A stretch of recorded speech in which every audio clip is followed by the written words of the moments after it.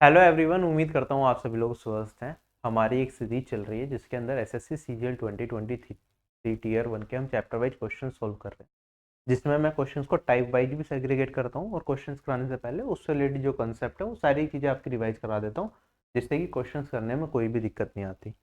आज की मैंने पहले लिया था जिसमें ट्राइंगल और क्वाड्रिलेटरल से रिलेटेड सारे क्वेश्चंस करे थे।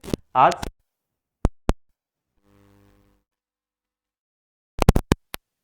ठीक है, तो पूरी ध्यान से देखना, कोई भी चीज़ आप स्किप मत करना। बेसिक कंसेप्ट से रिवाइज करा कोर्स देखना चाहते हैं तो मैक्सिमम चैप्टर्स का क्रैश कोर्स एक अलग से प्लेलिस्ट में मैंने डाला हुआ है, जिसे आप एग्जाम से पहले जरूर एक बार देख के जाएं, जिससे हर एक टाइप आपका रिवाइज।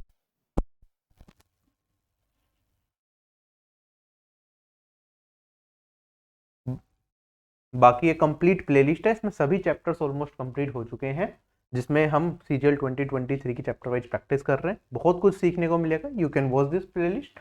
आपकी स्पीड काफी ज्यादा बढ़ेगी क्वेश्चंस को सोल्व करने की। एग्जाम बेस्ड कैसे आपको क्वेश्चंस को करना चाहिए वो आपको समझ आ जाएगा, और बाकी सारी फ्री प्लेलिस्ट भी आप देख सकते हैं। ठीक है, कंप्लीट तैयारी के लिए आप आरबी के कोर्सेज को भी ज्वाइन कर सकते हैं। चलो, इसके बारे में अब हम बाद में बात करेंगे। अब हम अपनी क्लास पे चलते हैं। Circle worth. ठीक है, क्लास तो इसका मतलब ये फिगर क्वेश्चन में गिवन है। अगर आपको इस तरीके की फिगर बनी हुई दिख रही है जिसमें मतलब बैकग्राउंड व्हाइट नहीं है, नॉर्मल कलर्ड लाइन से फिगर बनी हुई है, इसका मतलब ये होगा कि ये फिगर हमने बनाई है आपको समझाने के लिए। ठीक है, क्योंकि कुछ कुछ क्वेश्चंस में फिगर गिवन होती है, कुछ क्वेश्चंस में फिगर आपको खुद से क्रिएट करनी पड़ती है। चलूं क्या मैं आगे? अब पहले आपको कुछ बेसिक कंसेप्ट बता देता हूं, उसके बाद हम पहले टाइप को करेंगे जिसमें हम एंगल बेस्ड क्वेश्चंस करेंगे।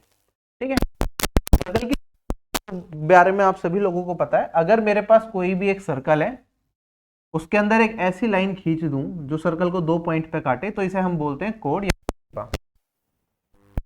प्रॉपर्टी कहती है a perpendicular line from the centre of the circle to the code bisects the code.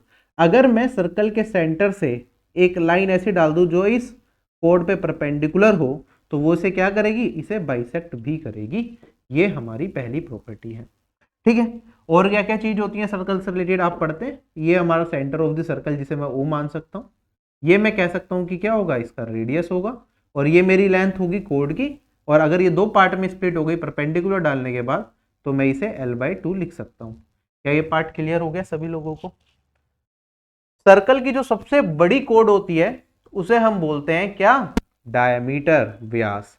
ठीक है, this is the longest code of the circle, जिसे हम डायमीटर के नाम से भी जानते हैं। और डायमीटर क्या होता है? Twice into radius. ये सारी चीजें आप लोगों को पता है। बेस्ड भी सवाल पूछा गया है। ठीक है, इतना बेसिक कंसेप्ट पे भी एग्जामिनर सवाल पूछ लेता है। अगली प्रॉपर्टी पे चलती है। Equal chords are equidistant from the centre. अगर मेरे पास दो कोड्स हैं जिनकी लेंथ से L दे रखी है, तो सेंटर से अगर मैं डिस्टेंस निकालूं, जब भी डिस्टेंस की बात करेंगे हम परपेंडिकुलर डिस्टेंस की बात करेंगे, तो यहां से अगर मैंने इसके ऊपर एक परपेंडिकुलर डाला, तो ये जो डिस्टेंस होगा वो सेम होगा अगर सेम लेंथ की मेरे पास दूसरी कोड है। तो यहां से अगर इस पर परपेंडिकुलर डालूंगा तो इसका डिस्टेंस भी क्या होगा? D होगा। ये प्रॉपर्टी कहती है। अगली प्रॉपर्टी क्या आती है?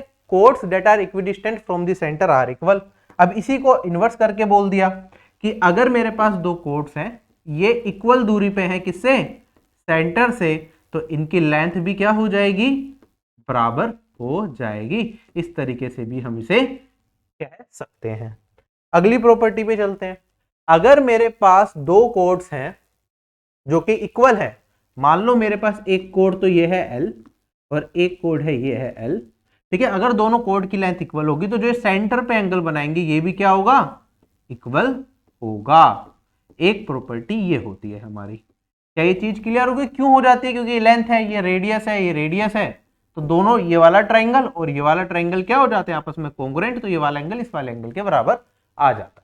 ठीक है, तो ये सारी की सारी प्रूफ्स पे तो हम नहीं जा रहे, बस मैं प्रॉपर्टीज आपको रिवाइज कराने की यहाँ पे क्लास स्टार्ट करने से पहले कोशिश कर रहा हूं। Angles in the same segment of a circle are equal. ठीक है, अगर एक सर्कल है उस पर मैंने कोई कोड बना दी, तो जो ऊपर वाला पोर्शन है ये मेरा कहलाता है मेजर सेगमेंट, और नीचे वाला पोर्शन कहलाता है मेरा माइनर सेगमेंट। ठीक है, तो सेम सेगमेंट में जितने भी एंगल्स बनेंगे वो सारे के सारे क्या होंगे? इक्वल होंगे। तो मैंने कहा अगर मैंने एक एंगल ये बनाया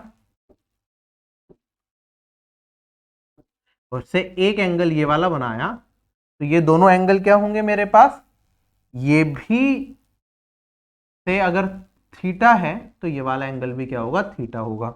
ये हो गया मेजर सेगमेंट की बात। सिमिलरली मैं माइनर सेगमेंट में भी कह सकता हूं, अगर मैंने एक एंगल ये बनाया और एक एंगल मैंने क्या बनाया, से ये बनाया, तो जितने भी माइनर सेगमेंट में एंगल होंगे ये आपस में इक्वल होंगे। यहां थीटा था तो यहां पे क्या होगा, एंगल अल्फा होगा। क्या ये चीज क्लियर हो गई? अगर मैं दो ही वर्टेक्स को यूज करता हूं, से मैंने कहा ए है और ये पॉइंट को मैं मान लेता हूं बी, अगर इन दोनों को यूज करके एक मेजर सेगमेंट में एंगल बनाया और एक माइनर सेगमेंट में एंगल बनाया, तो उस केस में दोनों एंगल का सम कितना हो जाता है मेरे पास, ये हो जाता है 180 डिग्री। क्यों हो जाता है? क्योंकि एक साइक्लिक क्वाड्रिलेटरल बनता है और साइक्लिक हम पढ़ते हैं कि क्या होता है, अपोजिट एंगल्स का सम 180 डिग्री होता है। जैसे कि अगर मैं इसे ड्रॉ कर दूं तो ये क्या बन जाएगा, एक साइक्लिक क्वाड्रिलेटरल, तो अपोजिट एंगल्स का सम कितना, 180।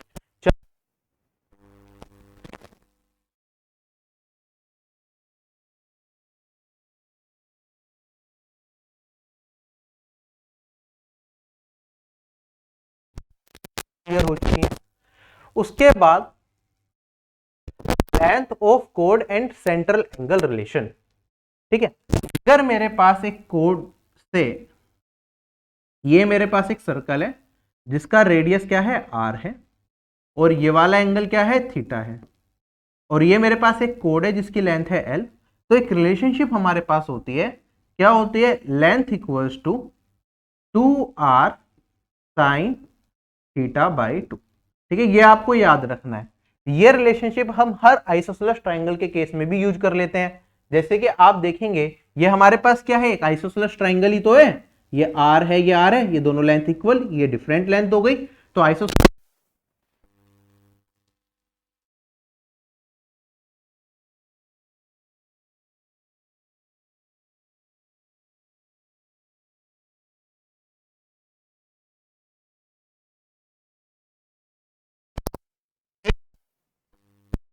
प्रॉपर्टी मैं आपको साथ के साथ बता देता हूं। अगर मेरे पास एक सर्कल है, ये उसका सेंटर मान लो, ठीक है, अगर सेंटर पे एंगल ये थीटा बन रहा है, ये पॉइंट BC मान लो। अब इसे आप BC या तो आप एक कोड मान सकते हैं या फिर एक BC से आर्क मान सकते हैं। तो अगर ये आर्क या फिर ये कोड सेंटर पे एंगल थीटा बना रहा है, तो जो ऊपर वाली सेगमेंट है, इस वाले पार्ट के अंदर जो एंगल बनेगा ये क्या होगा, ये इसका आधा होगा, डेट इज थीटा बाय 2 होगा। याद रह जाएगी। करूं आगे अब इसी रिलेशनशिप को यूज करके एक दो चीजें और मैं आपको याद दिला देता हूं। अगर ये एंगल थीटा 60 डिग्री हो जाता है मेरे पास, तो उस केस में सामने वाली जो लेंथ निकल के आती है वो रेडियस के बराबर ही हो जाती है। क्यों? क्योंकि ये वाली साइड इस वाली साइड के बराबर, तो ये थीटा इस वाले एंगल के बराबर, इन तीनों का सम 180, तो थीटा भी क्या आ जाता है मेरे पास, ये 60 डिग्री आ जाता है और ये इक्विलेटरल ट्राइंगल बन जाता है। ठीक है, अगर मेरे पास ये एंगल 120 डिग्री होता है तो ये r√3 हो जाती है, और अगर ये 90√2 हो जाता है। रिलेशनशिप मैंने आपको बताई। बस थोड़ी थोड़ी सी चीजें मैं आपको रिवाइज करता हूं और कुछ नहीं करा रहा है यहाँ पे। ऑल्टरनेट सेगमेंट थ्योरम क्या कहती है, अगर मेरे पास एक सर्कल है और एक इसमें कोड दी हुई है, अब मैं क्या करूं, जहां से ये कोड जा रही है यहां पे मैं क्या बना दूं, एक टेंजेंट बना दूं कोड के एक पॉइंट को जो ये टच करे। ठीक है, इस पॉइंट को मैं मान लेता हूं से ये वाला पॉइंट है टी, तो ये वाला एंगल से मैंने कहा थीटा, तो जो ये कोड इस टेंजेंट के साथ एंगल बना रही है, ये अपोजिट सेगमेंट में जो भी एंगल बनेगा वो उसके बराबर होगा। मतलब अगर मैं यहां से एक एंगल क्रिएट करूं तो ये वाला एंगल भी क्या होगा, थीटा होगा।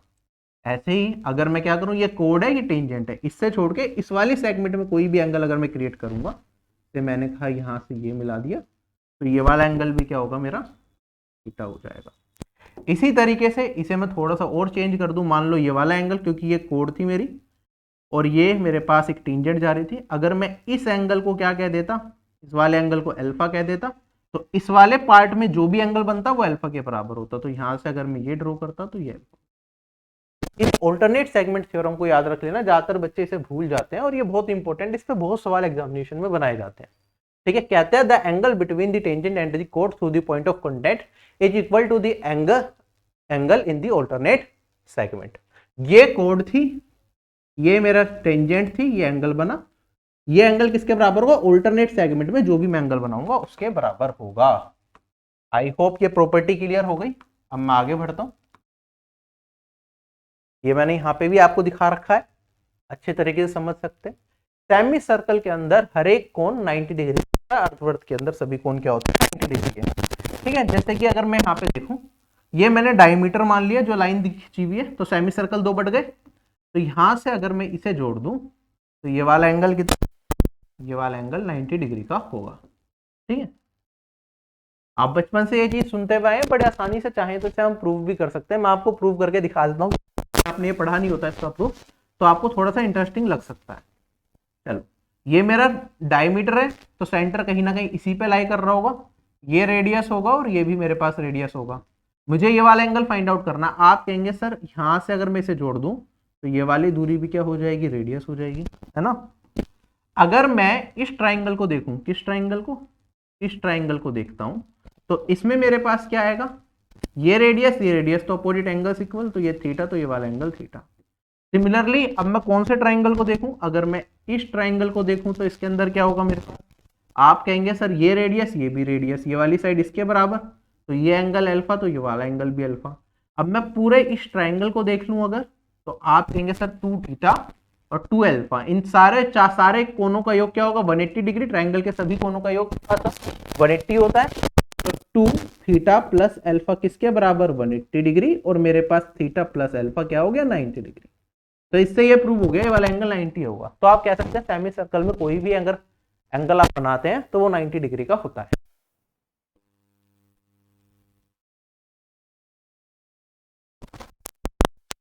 एंगल्स का सम 180 डिग्री। तो मैंने कहा अगर ये क्वाड्रिलेटरल है ABCD, साइक्लिक क्वाड्रिलेटरल की बात कर रहे हैं, सर्कल के अंदर क्वाड्रिलेटरल बनाया जाए, ये A और ये C, इसका भी प्रूफ बड़ा आसानी से कराया जा सकता है, उस पे नहीं जा रहे। मैं कहूंगा angle A plus angle C क्या होगा 180 डिग्री होगा। Similarly angle B plus angle D क्या होगा 180 डिग्री होगा। ये चीज याद रखेंगे। अगली प्रॉपर्टी पे मैं चलता हूं। चलो अब क्वेश्चन पे डायरेक्ट स्टार्ट करते हैं। ठीक है, एंगल बेस्ड क्वेश्चन फटाफट से देखिए। By the largest chord of the circle to a point, the same circle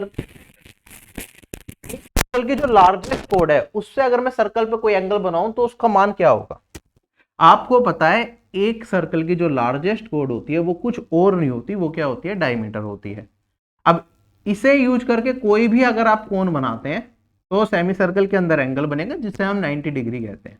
अभी थोड़ी देर पहले मैंने इसका प्रूफ भी आपको कराया है, तो आंसर क्या हो जाएगा ऑप्शन नंबर बी। क्वेश्चन पढ़ते पढ़ते आप इस क्वेश्चन का आंसर बड़े आसानी से मार्क कर सकते थे। ठीक है, चलता हूं मैं अगले सवाल पे। क्वेश्चन में मुझे क्या दे रखा है, इस फिगर के अंदर जिस ये वाला मान बता, आप कहेंगे सर डायरेक्टली करेंगे।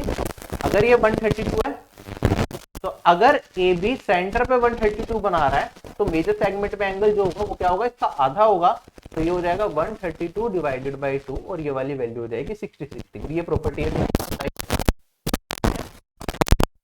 नेक्स्ट क्वेश्चन हमारे पास, फटाफट से देखिए, कहता है ए बी डायमीटर एक सर्कल का जिसका सेंटर हमारे पास क्या है, तो इसका सेंटर हमने कह दिया O है और इसे ए बी बना दिया। आगे बढ़ते हैं। एंगल P एक पॉइंट है कुछ इस तरीके से, एंगल AOP हमारे पास कितना 95। तो ध्यान से जब आप ड्रॉ करें ना तो फिगर को सही बनाने की कोशिश करें। तो मैंने P पॉइंट यहाँ पे ले लिया जिससे कि ये वाला कोण AOP मेरे पास कितना आ गया 95 डिग्री आ गया। हमसे पूछा है OBP क्या होगा, हमसे कौन सा कोण पूछा है, हमसे पूछा है ये वाला।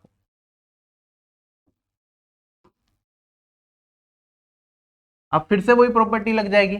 अगर मैं एपी कोड को देखूं या एपी आर को देखूं सॉरी, तो ये सेंटर पे कितना एंगल बना रहा है, ये सेंटर पे 95 बना रहा है, तो मेजर सेगमेंट पे क्या एंगल बनाएगा, ये 95/2 बनाएगा, डेट इज 47.5। क्वेश्चन हो गया खत्म।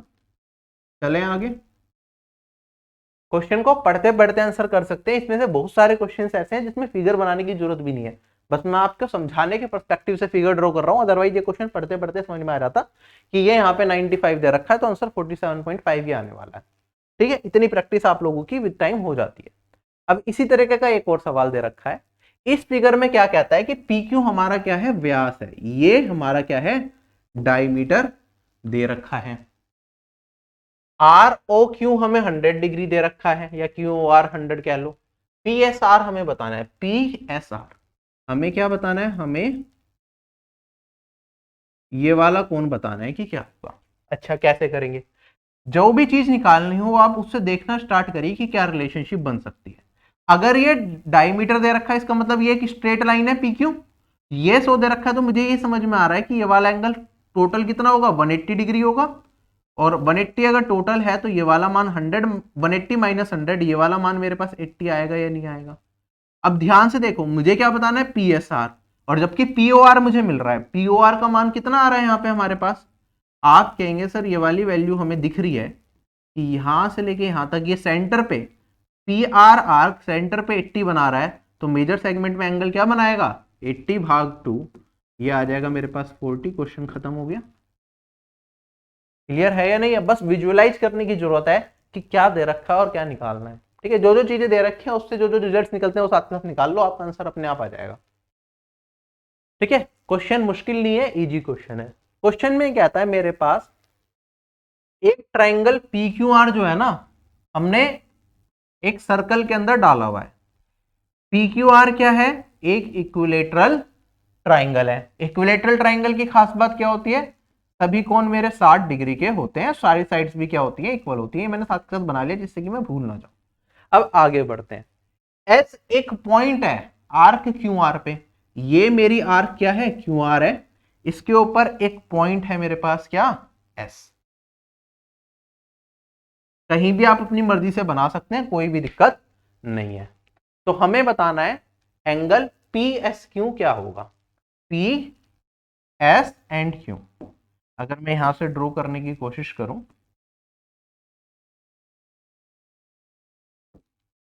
तो मुझे ये वाला कोण बताना है कि क्या होगा। ठीक है, अब देखो एक तरीका तो आप लॉजिकली सोच सकते हो कि सर ये क्यू आर पे आपने कहा कि कोई भी पॉइंट हो सकता है क्यू आर के ऊपर। अगर एस पॉइंट को मैं आर पे ले जाऊं, सीधा प्रोजेक्ट आर पे कर दूं एस पॉइंट को, तो क्या है ये पी आर क्यू बन जाएगा, जो कि एंगल 60 डिग्री होगा। आप डायरेक्टली कह सकते हैं, अगर थोड़ा सा आप इमेजिनेशन यूज कर लें तो ये क्यू आर पे कोई भी पॉइंट है तो कहीं भी हो सकता है। तो मैंने कहा क्यू पे भी हो सकता है, आर पे भी रख के देख सकता हूं। क्यू पे रखूंगा तो भी 60 डिग्री, आर पे रख रहा हूं तो भी 60 डिग्री। तो मेरा आंसर डायरेक्टली आ गया। एक इस तरीके से आप सोच सकते हैं। अब दूसरा तो बेसिक तरीका आपके पास है ही, कोई दिक्कत है ही नहीं उस तरीके से करने के लिए। अब देखो आप क्या कहेंगे, सर ये वाली वैल्यू मेरे पास पी क्यू और यहाँ पे एस है। अगर मैं सेंटर पे एंगल पी क्यू आर को आप ध्यान से देखिए, ठीक है, कुछ सोचना ही नहीं है।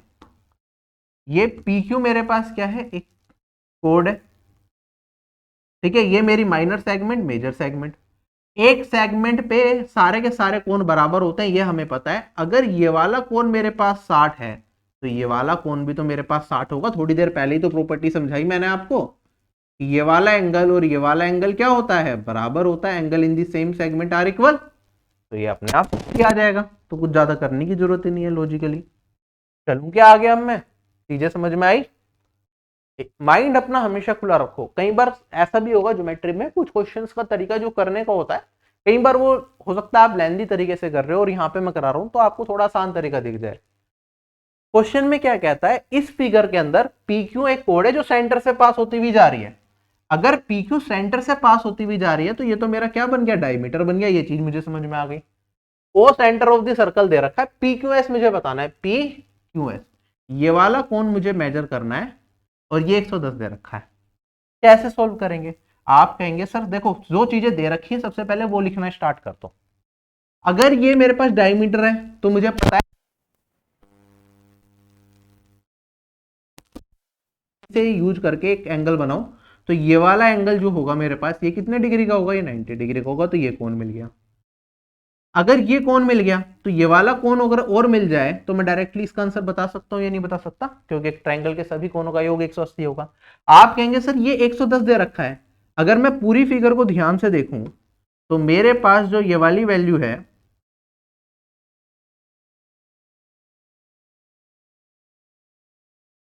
ये तो एक साइक्लिक क्वाड्रिलेटरल बन रहा है।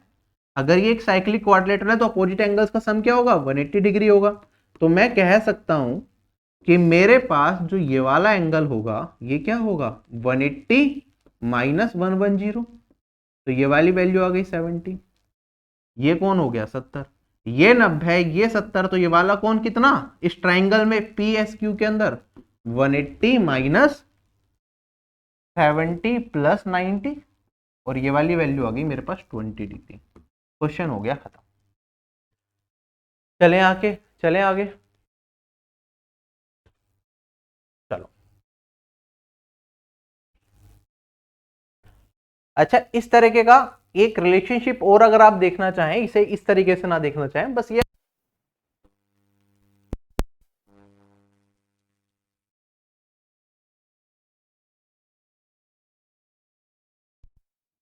याद करने की जरूरत नहीं है, जस्ट अभी मैं देख रहा था तो मुझे समझ में आया कि कुछ इस तरह का भी बन रहा है। ये आपको पता है ये 90 है, ये वाला एंगल अगर थीटा है तो जो ये वाला एंगल बनेगा ये क्या है, मैंने डायमीटर, ये वाला एंगल होगा आपका 90 प्लस थीटा। क्या आप इसे याद रख सकते हैं? क्यों? क्योंकि इसका इसका और इसका सम 180 होगा और इसका और इसका सम भी 180 होगा। इसका मतलब ये वाला एंगल इसका और इसके सम के बराबर होगा। तो अगर जिन लोगों को ये चीज पता है तो वो इस क्वेश्चन को हो सकता है डायरेक्टली यहाँ पे देख सकते हैं कि 110 में से 90 घटा दूं तो ये वैल्यू आ जाएगी 20। डायरेक्टली भी आप लिख सकते हैं। ठीक है, कोई बहुत इंपॉर्टेंट रिजल्ट नहीं है। इस तरह के हजारों रिजल्ट आपको क्वेश्चन जब आप प्रैक्टिस करते रहेंगे आप खुद ही दिखता रहेगा। ठीक है, कई बार क्लासेस में कराए भी नहीं जाते कि बच्चा खुद ही देखे अपने आप ही कर ले। ठीक है, कितनी चीजें याद रख पाएंगे। क्वेश्चन में क्या आता है, इस फिगर के अंदर बीसी एक कोड है और सीडी एक टेंजेंट जा रही है। क्या है ये, सी पॉइंट पे एओसी मुझे 112 डिग्री 112 डिग्री दे रखा है, तो हमें एंगल ए सी डी बताना है कि क्या होगा। ए सी डी मुझे ये वाला कौन फाइंड आउट करना है। अच्छा, अब जब फटाफट से बताइए ये कौन किसके बराबर होगा। अभी ऑल्टरनेट सेगमेंट थ्योरम बताइए। ये भी मेरे पास ऐसी एक कोड है और एक ये टेंजेंट जा रही मेरे पास है ना, टेंजेंट ऐसी जा रही होगी। तो अगर ये वाला एंगल थीटा होगा तो ऑल्टरनेट सेगमेंट में जो भी एंगल बनेगा एसी कोड को यूज करके वो इसके बराबर होगा। इसका मतलब ये वाला एंगल किसके बराबर हो जाएगा, थीटा, जो मुझे निकालना है। अगर ये वाला एंगल, अब एसी को ध्यान से देखो, सेंटर पे एसी अगर मेरे पास क्या बना रहा है 112 डिग्री का एंगल, तो ये मेजर सेगमेंट में कितना बनाएगा 112 डिवाइडेड बाई 2। तो ये वाली वैल्यू कितनी आ गई मेरे पास 56 डिग्री। ये क्या हो जाएगा, इस क्वेश्चन का आंसर हो जाएगा। समझ आ गया सभी लोगों को? कोई भी क्वेश्चन मुश्किल नहीं लगेगा, घबराना नहीं है एग्जाम में। ध्यान से कंसेप्ट पकड़ते हुए चलो, जो चीजें दे रखी है उस पर देखो कौन सी थ्योरम लग रही है, आपको आंसर मिलते चले जाएंगे। अब कुछ क्वेश्चंस हम देखेंगे कोड लेंथ और रेडियस से रिलेटेड। बिल्कुल सिंपल सिंपल सवाल है, ओरली करेंगे। एक दो क्वेश्चन फिगर बस समझाने के लिए बनाई है मैंने। कहता है कि एक 15 सेंटीमीटर लॉन्ग परपेंडिकुलर बनाया गया सेंटर से एक 40 सेंटीमीटर लॉन्ग कोड पे, तो हमें बताना है रेडियस क्या होगा। देखो मेरे पास एक सर्कल है, इसका सेंटर रहा होगा, इस पे एक कोड है मेरे पास जिसकी लेंथ हमें 40 सेंटीमीटर दे रखी है। इस पे मैंने एक परपेंडिकुलर डाला जिसकी लेंथ हमें 15 दे रखी है। तो हमें बताना है कि रेडियस का मान क्या होगा, हमें ये फाइंड आउट करना है। अब आप बताइए, जब मैं सेंटर से परपेंडिकुलर डालता हूं एक कोड पे तो वो क्या करती है, इसे बाइसेक्ट करती है। तो ये 15 है, 40 का आधा क्या हो जाएगा, 20 आ जाएगा। अब रेडियस अगर मुझे बताना है तो आप इस ट्राइंगल को ध्यान से देखिएगा, क्या हो जाएगा, पाइथागोरस थ्योरम लगा सकते हैं।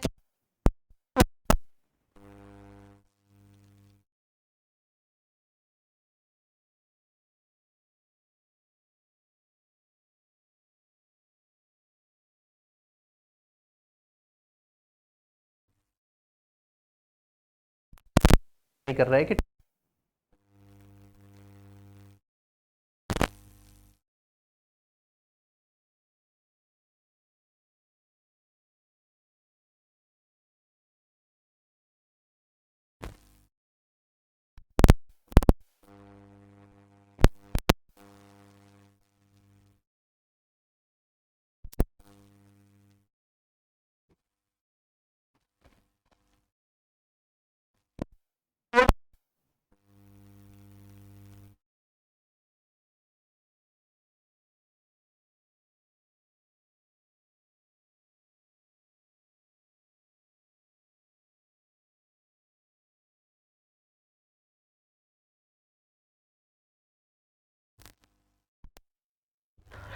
इतने ही सेकंड्स एग्जाम में भी आपको लगने चाहिए।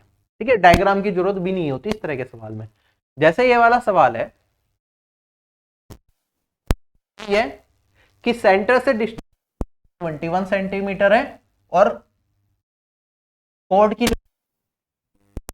ये 40 है, ये 21 है, तो मुझे बता दो रेडियस क्या होगा। आप कहेंगे सर 40 का आधा कितना हो गया 20, 20 और 21 किसके साथ ट्रिपलेट बनाते हैं 29 के साथ। क्वेश्चन खत्म हो गया मेरा, यही आंसर है। अगला सवाल, अब यहां पे हमसे क्या कहता है 15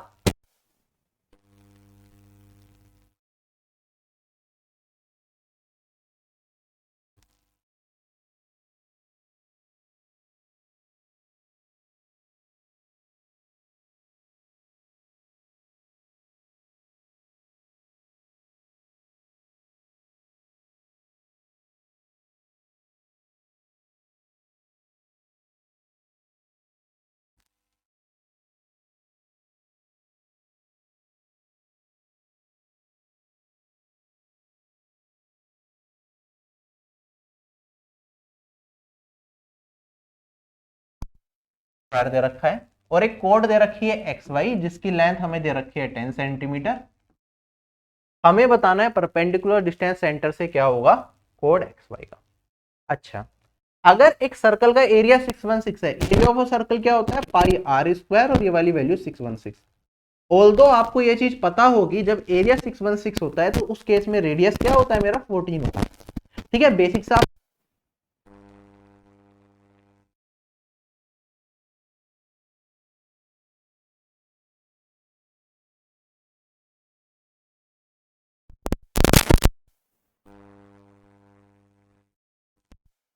हमसे क्या दे रखा है कोड की लेंथ, अगर ये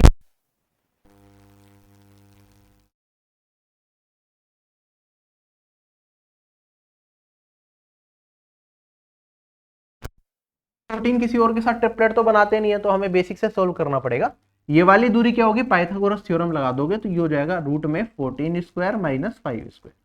14 का स्क्वायर 196 माइनस 25 ये हो जाएगा मेरे पास 171। ये आंसर आ गया ऑप्शन नंबर डी। चले आगे, कुछ चीजें याद भी करनी पड़ती हैं, अगर वो रिजल्ट्स याद रह जाएं तो एग्जाम में सेकंड्स में सवाल हो जाते हैं, वरना कुछ बच्चों के लिए क्या हो जाएगा यहाँ पे 616 सॉल्व करेंगे रेडियस निकालेंगे और क्वेश्चन बेवजह लंबा बन जाएगा। ठीक है, अगर आपने 616 देखा, आपने देखा रेडियस क्या हो गया 14 हो गया, ये 5 हो गया, 14 स्क्वायर माइनस 5 स्क्वायर, मन मन में 196 माइनस 25 दैट इज 171, रूट 171 मेरा इस क्वेश्चन का आंसर, क्वेश्चन खत्म।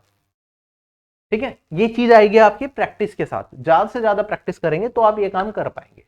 अगला सवाल मेरे पास क्या दे रखा है, देखो ए बी 28 सेंटीमीटर है और सी डी 22 सेंटीमीटर है, दो पैरेलल कोर्ड्स हैं on the same side of a circle.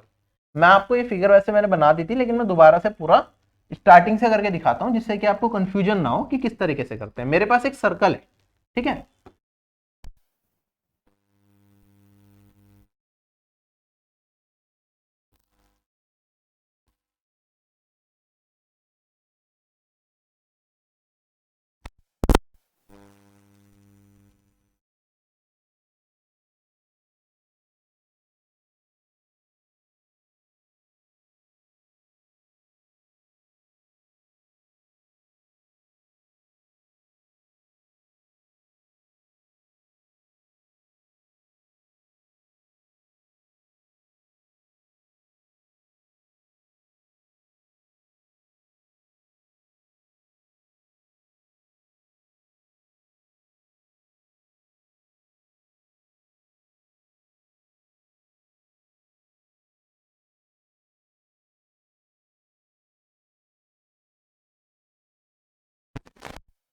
लेता हूं और इसकी लेंथ मान लेते हैं हमारे पास 22। आगे कहते हैं है तो हमें बताना है रेडियस क्या होगा। अच्छा, अब जब मैं यहाँ पे इन दोनों के बीच के डिस्टेंस की बात करूंगा तो इन दोनों के बीच के परपेंडिकुलर डिस्टेंस की बात करूंगा जो कि फिक्स होता है पैरेलल कोर्ड्स के बीच में, जो कि ये 4। अच्छा, अब ये 4 को कैसे यूज करेंगे, आप सुपर परपेंडिकुलर डिस्टेंस बना रहा हूं, यहां से मैंने क्या करा परपेंडिकुलर डाला, से पहली कोड तक डाला परपेंडिकुलर, तो आप कहेंगे सर ये एंगल कितना है 90 डिग्री बनेगा यहाँ पे, और यहीं पे इस कोड से इस कोड तक परपेंडिकुलर बनाऊं तो ये भी 90 डिग्री और ये भी 90 डिग्री, तो ये क्या हो जाएगी, एक स्ट्रेट लाइन बनेगी। और दो कोड्स के बीच में जो परपेंडिकुलर डिस्टेंस है पैरेलल कोड्स के बीच में, ये हमें 4 दे रखा है। ठीक है, अब क्योंकि परपेंडिकुलर मैंने सेंटर से डाला है तो कोड को बाइसेक्ट भी करेगा, तो ये 28 थी तो ये वाली लेंथ 14 हो जाएगी, ये 22 थी तो ये वाली लेंथ मेरे पास क्या हो जाएगी, 11 हो जाएगी। हमसे पूछा है कि रेडियस बता, चलो यहां से अगर मैं ये मान लूं तो ये वाले पार्ट को हम कह देते हैं ये है हमारा रेडियस, ये हमें फाइंड आउट करना है। कैसे सोल्व करेंगे, यहाँ पे थोड़ी सी इक्वेशंस बनेगी, थोड़ा सा हमें मेहनत करना पड़ेगा। डायरेक्टली हम मान लेता हूं ये वाली दूरी में क्या x है, तो आपके पास रेडियस स्क्वायर क्या हो जाएगा, पहले इस ट्राइंगल में क्या होगा, ये एक्स स्क्वायर प्लस 14 स्क्वायर। और अगर मैं दूसरा बड़े वाला ट्राइंगल ले लूं, कौन सा, सॉरी, यहां से भी अगर मैं ड्रॉ करूं तो ये भी रेडियस होगा मेरा। तो अगर इस ट्राइंगल में फॉर्मूला लगाऊं पाइथागोरस थ्योरम, तो मेरे पास क्या निकल के आएगा, मेरे पास वैल्यू निकल के आएगी रेडियस स्क्वायर है किसके बराबर, 4 प्लस एक्स का स्क्वायर प्लस 11 स्क्वायर। ठीक है, कई बार तो इस तरह के क्वेश्चन जो बनते हैं हम डायरेक्टली कर पाते हैं, क्योंकि हमारे पास कई बार क्या हो जाता है, ये x रिप्रेजेंट कर देता है 11 को और x प्लस 4 यहाँ पे जनरली इस वाले पार्ट को रिप्रेजेंट कर देता है, लेकिन सेटिस्फाई नहीं होगा तो डायरेक्टली x की वैल्यू नहीं निकाल सकते, हमें सोल्व ही करना पड़ेगा, हमारे पास कोई दूसरा रास्ता यहाँ पे नहीं है। ठीक, तो अब इसे सोल्व कर लेंगे हम। 4 प्लस एक्स स्क्वायर में से एक्स स्क्वायर को घटाऊंगा तो मेरे पास बचेगा 4 और 4 प्लस 2x, ए स्क्वायर माइनस बी स्क्वायर वाला फॉर्मूला लगा दिया मैंने। और ये किसके बराबर आ जाएगा, 14 स्क्वायर माइनस 11 स्क्वायर, तो ये 14 माइनस 11 डेट इज 3 और 14 plus 11 that is 25, 3 into 25। Solve करेंगे तो यहां से 2 और 8 और यहाँ पे मेरे पास बचा था 2 तो -2, तो ये वाली वैल्यू आ जाएगी 16, इसमें से घटेगा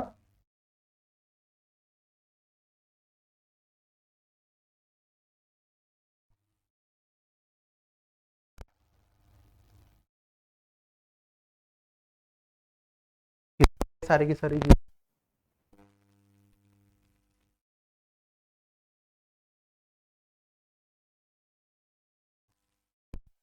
डिवाइडेड बाय 8। ठीक है, x का मिल गया,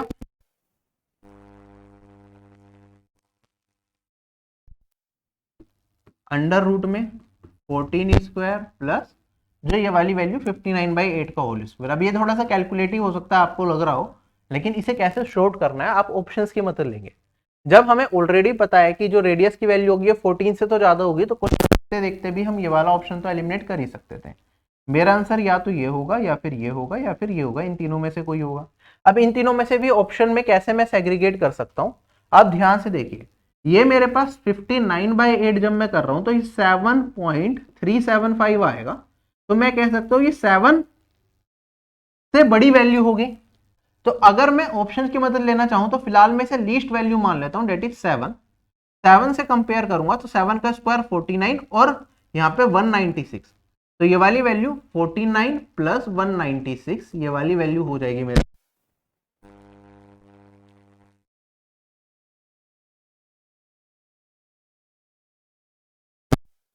से पहले जो छोटा वैल्यू होता है वो होता है 216, सॉरी 225, जो कि किसका स्क्वायर होता है, 15 का स्क्वायर होता है।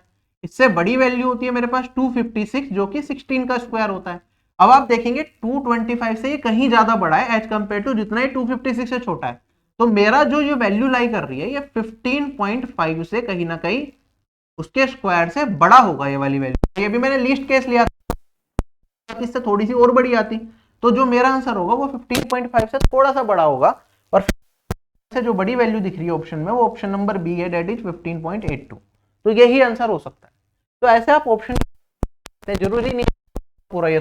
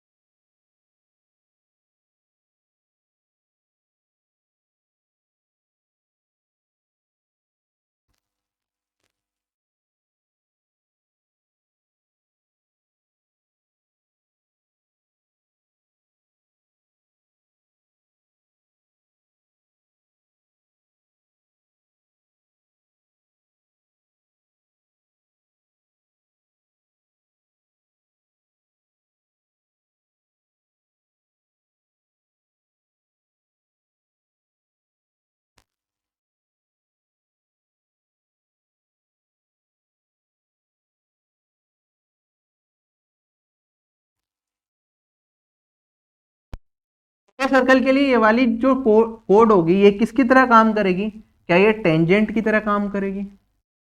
अगर ये टेंजेंट की तरह काम करेगी तो आप कहेंगे सर ये वाली दूरी क्या हो जाएगी 6।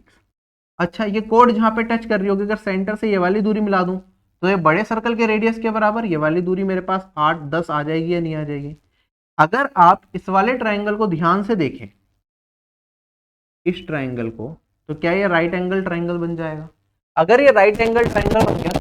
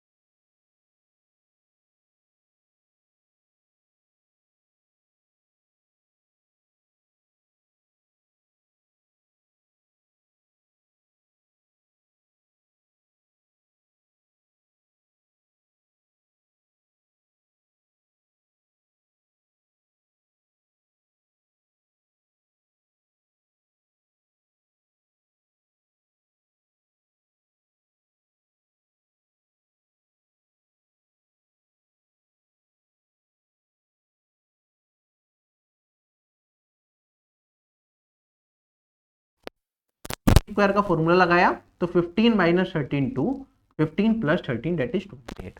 क्लियर है? आपको एग्जाम में ऐसे ही सोचना है, एक एक चीज लिखोगे तो फंस जाओगे। ठीक है, चलता हूं मैं अगले सवाल पे। अब आई होप क्वेश्चंस करने में आपको मजा भी आ रहा है और टाइम भी नहीं लग रहा, क्योंकि बेसिक्स हम पहले समझ चुके हैं। बिल्कुल सिमिलर तरीके का सवाल है मेरे पास। दो सर्कल्स हैं C1 और C2, दोनों के दोनों क्या है? कंसेंट्रिक सर्कल्स हैं। जो C2 का रेडियस है वो कम है C1 के रेडियस से, तो इसका मतलब C1 बाहर वाला सर्कल होगा और C2 मेरा अंदर वाला सर्कल रहा होगा। एक ए बी कोड है C1 की जो C2 को टच कर रही है P पॉइंट पे। हमें बताना है AP की लेंथ क्या होगी, हमें ये वाली दूरी बतानी है कि क्या होगी। कर लेते हैं सॉल्व।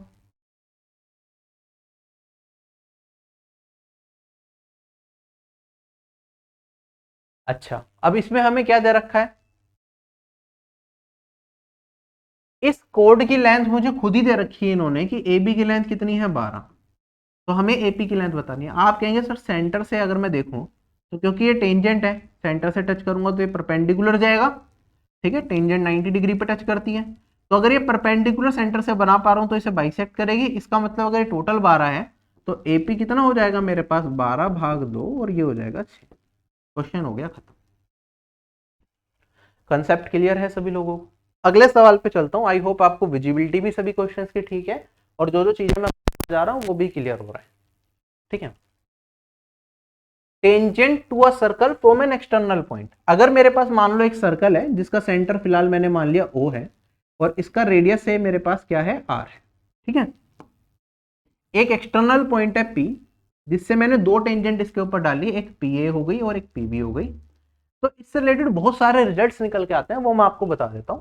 अगर एक एक्सटर्नल पॉइंट से एक सर्कल के ऊपर दो टेंजेंट डाली जाए तो उनकी लेंथ क्या होती है? बराबर होती है। ठीक है, और भी ढेर सारे रिजल्ट हैं जो यहाँ पे निकलते हैं, तो मैं एक एक करके आपको रिजल्ट समझा भी देता हूँ कि क्या चीज कैसे आ रही है।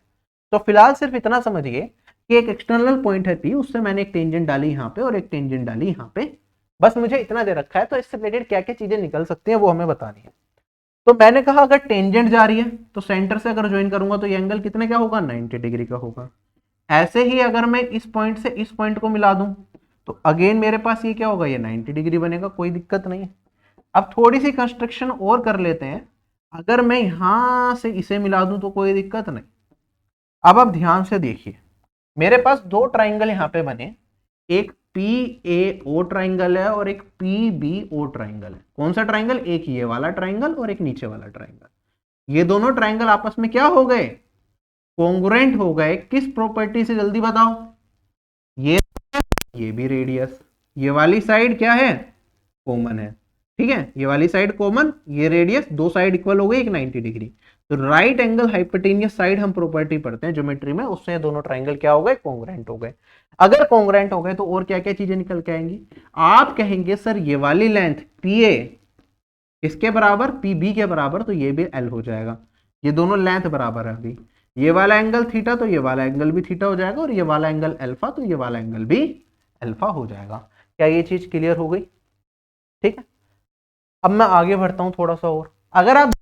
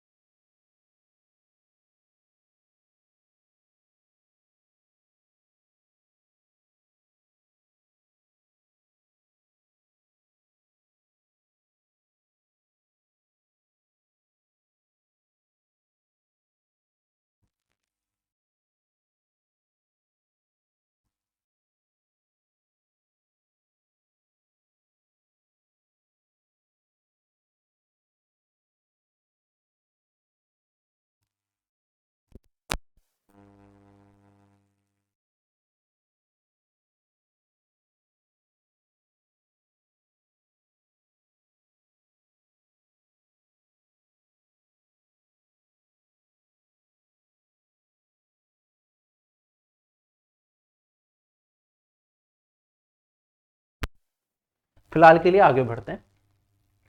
कहता है मेरे पास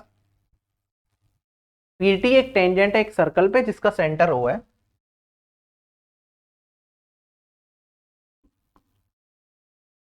आगे बढ़ते हैं। पीटी का मान मुझे कितना दे रखा है? 12 दे रखा है। पीओ मुझे कितना दे रखा है? 13 दे रखा है। तो हमें बताना है रेडियस ऑफ द सर्कल। देखो सीधी सी बात है, इसमें कोई कंसेप्ट ज्यादा लग भी नहीं रहा। अगर ये सेंटर और ये पीटी टेंजेंट है तो ये एंगल 90 डिग्री होगा, है ना। ट्राइंगल बन गया, तो राइट एंगल ट्राइंगल है तो ट्रिपलेट्स बना लेंगे। ये हाइपोटेनियस 13 है, ये 12 है, तो ये वाली दूरी क्या होगी? 5 ही होगी। 5, 12 और 13 क्या बनाते हैं? ट्रिपलेट्स बनाते हैं। क्वेश्चन खत्म हो गया। विदाउट फिगर क्वेश्चन पढ़ते पढ़ते ये क्वेश्चन किया जा सकता था। इसी तरीके का एक और सवाल हमारे पास कहता है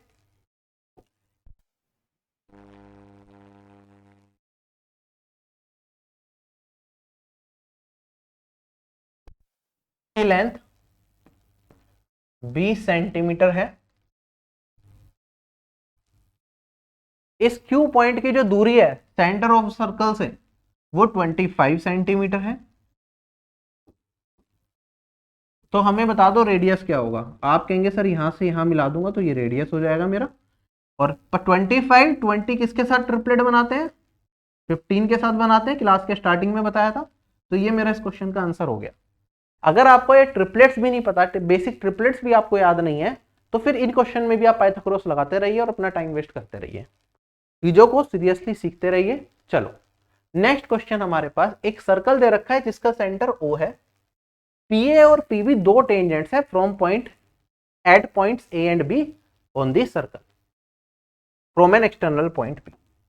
मैंने एक पॉइंट पी ले लिया एक्सटर्नल, उससे दो टेंजेंट बनाए ए और बी सर्कल पे, मतलब सर्कल पे ए पॉइंट और बी पॉइंट पे। सेंटर मुझे ओ दे रखा है। चलो इसे यहां से भी मिला देता हूं। ये मुझे पता है ये 90 डिग्री होगा, ये भी 90 डिग्री होगा। ए पी भी 24 दे रखा है। तो हमें बताना है ए ओ बी, ये वाला कोण कितना होगा। अभी थोड़ी देर पहले बताया इस कोण और इस कोण का योग कितना होता है? 180 डिग्री। तो ये वाला कोण मेरा कितना हो गया? 180 माइनस 24, और ये वाली वैल्यू हो जाएगी मेरे पास 166 degree, 156 degree. I hope question सभी लोगों को समझ में आ गया। नेक्स्ट क्वेश्चन पे हम चलते हैं। क्वेश्चन में कहता है आर पी आर क्यू दो टेंजेंट्स है एक सर्कल पे जिसका सेंटर ओ है,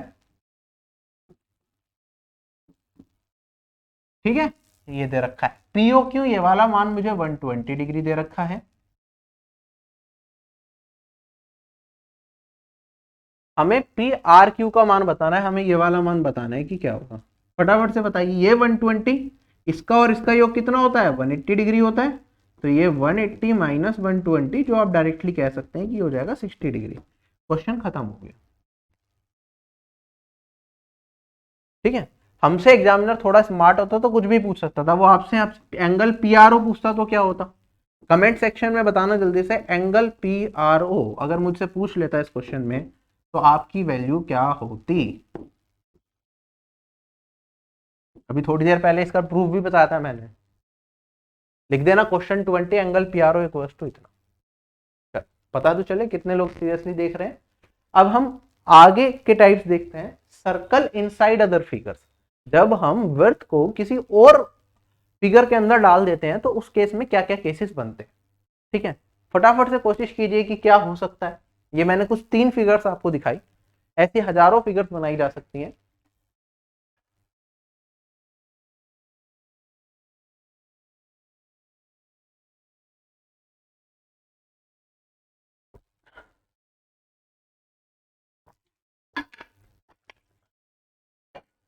देखिए, अगर मैं यहाँ पे नामकरण कर दूं तो मैंने कहा ये अगर ए है, ये बी है और ये सी है, तो आप देखेंगे ए बी भी सर्कल के ऊपर टेंजेंट है, बी सी भी टेंजेंट है और ए सी भी टेंजेंट है ना।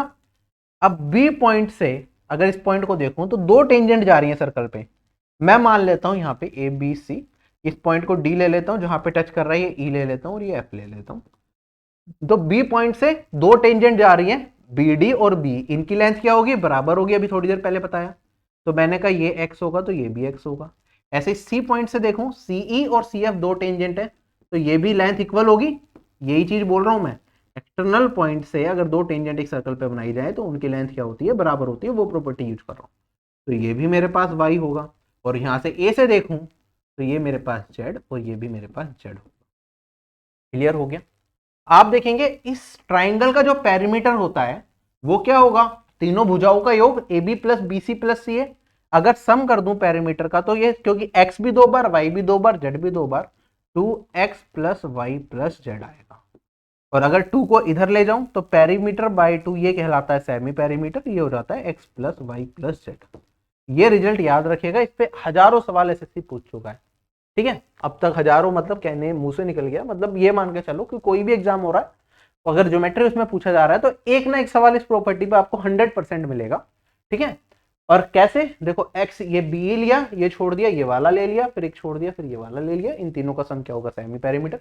कई बार ये अल्टरनेट साइड दे रखी होती है, हमसे पेरीमीटर पूछ लेता है, कई बार पेरीमीटर दे रखा होता है, सेमी पेरीमीटर, मतलब अलग अलग तरीके से पूछता है। अगर मेरे पास, ये तो ट्राइंगल की बात हो गई, इसमें नंबर ऑफ साइड्स क्या थी, ओड थी, तो हमने कुछ इस तरीके से चीजों को समझने की कोशिश करी।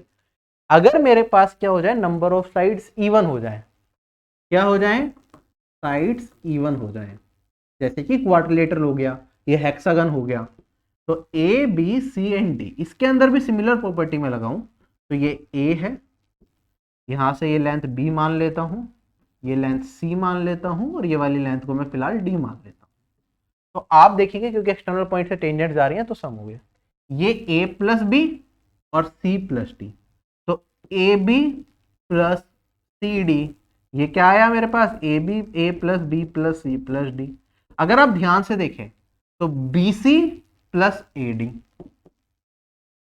ये भी क्या आएगा, B plus C A plus D. Same आ गया या नहीं आ गया। तो ये रिजल्ट आपको याद रखना है।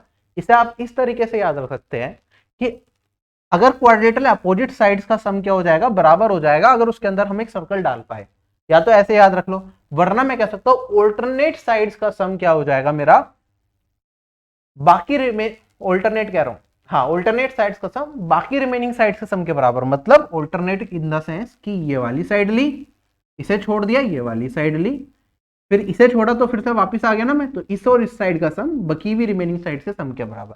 जैसे मैं यहाँ पे नामकरण कर दूं, अगर A B C D E F, again मेरे पास नंबर ऑफ साइड्स क्या है, इवन है, तो इस केस में क्या होगा, ऑल्टरनेट साइड्स का सम, मतलब ए बी, बी सी को छोड़ा सी डी, फिर मैंने डी को छोड़ा ई एफ, ये किसके बराबर हो जाएगा, बची हुई रिमेनिंग साइड्स के सम के बराबर, that is B C D E और ए एफ। ठीक है, तो ये रिजल्ट्स याद रखिएगा। अब इस पे बेस्ड कुछ सिंपल से सवाल है, वो मैं फटाफट से आपको करा देता हूं। जैसे कि ये वाली फिगर मुझे दे रखी है इस क्वेश्चन के अंदर, हमें इस ट्राइंगल का पेरीमीटर बताना है। ठीक है, क्या क्या दे रखा है, एक ट्राइंगल, उसके अंदर सर्कल, ये 6 दे रखा है, ये 10 दे रखा है और ये 13 दे रखा है। तो पेरीमीटर क्या होगा, आप कहेंगे सर कुछ नहीं करना। देखो अगर ये 6 है तो ये वाली दूरी भी 6 आ जाएगी, एक्सटर्नल पॉइंट से दो टेंजेंट, उनका सम एक लेंथ इक्वल, बी से ये 10.5 है तो ये भी 10.5 आ जाएगा, और ये 13 है तो ये भी 13 आ जाएगा। यहाँ से देखें तो सम करना है, तो अब इन सब का सम कर लीजिए, वरना आप ये भी कर सकते थे, जो तीनों साइड दे रखी थी 13 प्लस 10.5 प्लस 6, 29.5, तीनों का सम आया, इंटू 2 कर दूंगा तो 59 मेरा आंसर आ गया। यही क्वेश्चन का आंसर है। या तो सबका सम कर लो, या फिर जो गिवन साइड थी उनका सम करा, वो सेमी पेरीमीटर देगा, उसमें 2 से मल्टीप्लाई, जो अभी आपको कुछ सेकंड पहले ही मैंने बताया। एक और सवाल फटाफट से, एक अच्छा सवाल यहाँ पे एग्जामिनर ने पूछा। क्वेश्चन में क्या क्या रखा है, इस फिगर में एक सर्कल डाला गया है ट्राइंगल पी क्यू आर के अंदर, कुछ इस तरीके से कि P Q Q R and R P points D E and F पे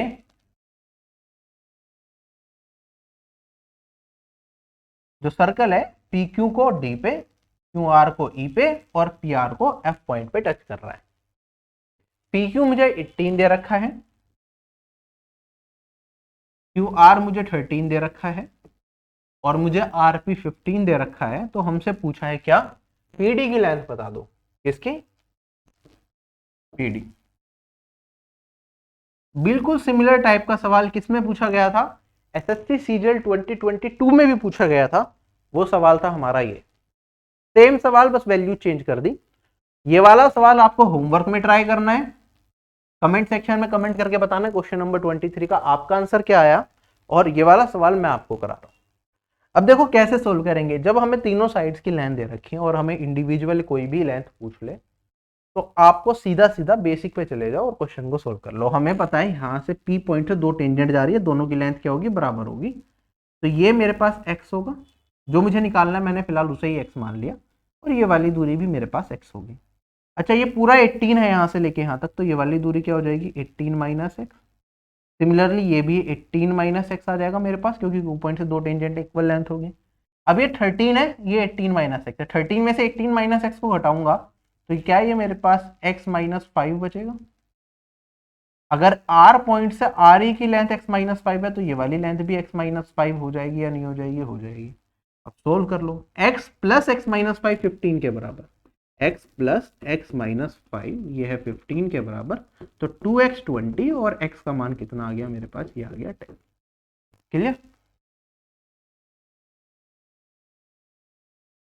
चलें क्या आ गया अब हम,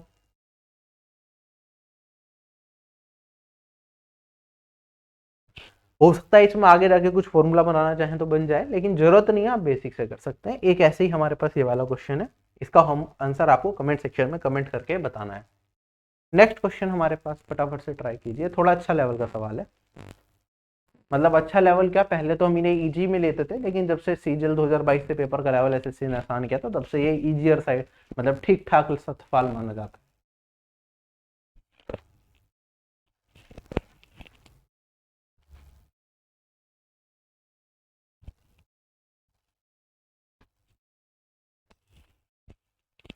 देखो क्वेश्चन में क्या आता है, मेरे पास एक सर्कल है जिसका रेडियस हमें 4 दे रखा है। ठीक है, इसे एक राइट एंगल ट्राइंगल एबीसी में डाला गया है, फिगर बनी बनाई गई थी, जिसमें ए सी का मान मुझे 12 दे रखा है। तो हमें यह बताना है कि सी बी का मान क्या होगा। अब जो प्रो लेवल के बच्चे हैं, जिन्होंने अच्छे तरीके से प्रैक्टिस कर रखी है चीजों को, क्वेश्चन देखते ही वो इसका आंसर बता सकते हैं कि क्या आएगा। ठीक है, और एक बेसिक बिगिनर जो बच्चा है उसे फॉर्मूला लगाना पड़ेगा, वो फॉर्मूले से निकाल लेगा आंसर, दोनों तरीके से आंसर आ जाएगा। तो पहले मैं आपको एक बेसिक से इस क्वेश्चन को करा देता हूं, और उसके बाद आपको डायरेक्ट रिजल्ट जो होता है, जिससे मैं कह रहा हूं कि डायरेक्टली ये देखते कि मैंने ये देखा ये 4 है ये 12 है, तो मुझे पता चल जाएगा ये 16 आएगा, वो कैसे होगा उसके ऊपर डिस्कशन करेंगे। ठीक है। बेसिक से अगर मैं देखूं तो इसे मैं मान लेता हूं परपेंडिकुलर, इसे मैं मान लेता हूं हाइपोटेनियस, और ये मेरे पास क्या है, बेस। इन रेडियस का फॉर्मूला क्या होता है राइट एंगल ट्राइंगल के अंदर, ये होता है मेरे पास perpendicular plus base minus hypotenuse divided by 2। तो यहां से मेरे पास एक रिलेशनशिप निकल के आएगी कि 4 और 2 को इधर जाके मल्टीप्लाई कर दो तो 2, परपेंडिकुलर की वैल्यू मुझे नहीं पता, बेस का मान है 12 माइनस एच, ये आ जाएगा, ये हो गया 8। 12 में से 8 घटाऊंगा तो मेरे पास बचेगा 4, और ये आ जाएगा मेरे पास हाइपोटेनियस माइनस परपेंडिकुलर, पहला रिलेशन। दूसरा रिलेशन क्या होगा, आप कहेंगे सर ये राइट एंगल ट्राइंगल बन रहा है, hypotenuse square minus perpendicular square किसके बराबर होगा, ये बराबर हो जाएगा मेरे पास 12 स्क्वायर के। Hypotenuse square minus perpendicular square is nothing but hypotenuse minus perpendicular, hypotenuse plus perpendicular. ये वाली वैल्यू मेरे पास अगर 4 है तो इसे 4 से काट दूंगा तो हाइपोटेनियस प्लस परपेंडिकुलर कितना बचेगा, आप कहेंगे 6 6 जा, ये बचेगा 30। अब मुझे किसका मान निकालना था, मुझे तो परपेंडिकुलर निकालना है। एक इक्वेशन ये, एक इक्वेशन ये, इस वाली में से इस वाली को घटा दूंगा तो 2 परपेंडिकुलर 36 माइनस 4 डेट इज 32, और पी का मान आ जाएगा मेरे पास 16। क्या बेसिक से आप सभी लोगों को ये क्वेश्चन समझ में आया? ठीक है, थोड़ा सा हो सकता है कुछ लोगों के लिए बॉटम वाला पार्ट कट गया हो, तो मैं एक बार हटा देता हूं। ठीक है, दिख रहा है सभी लोगों को?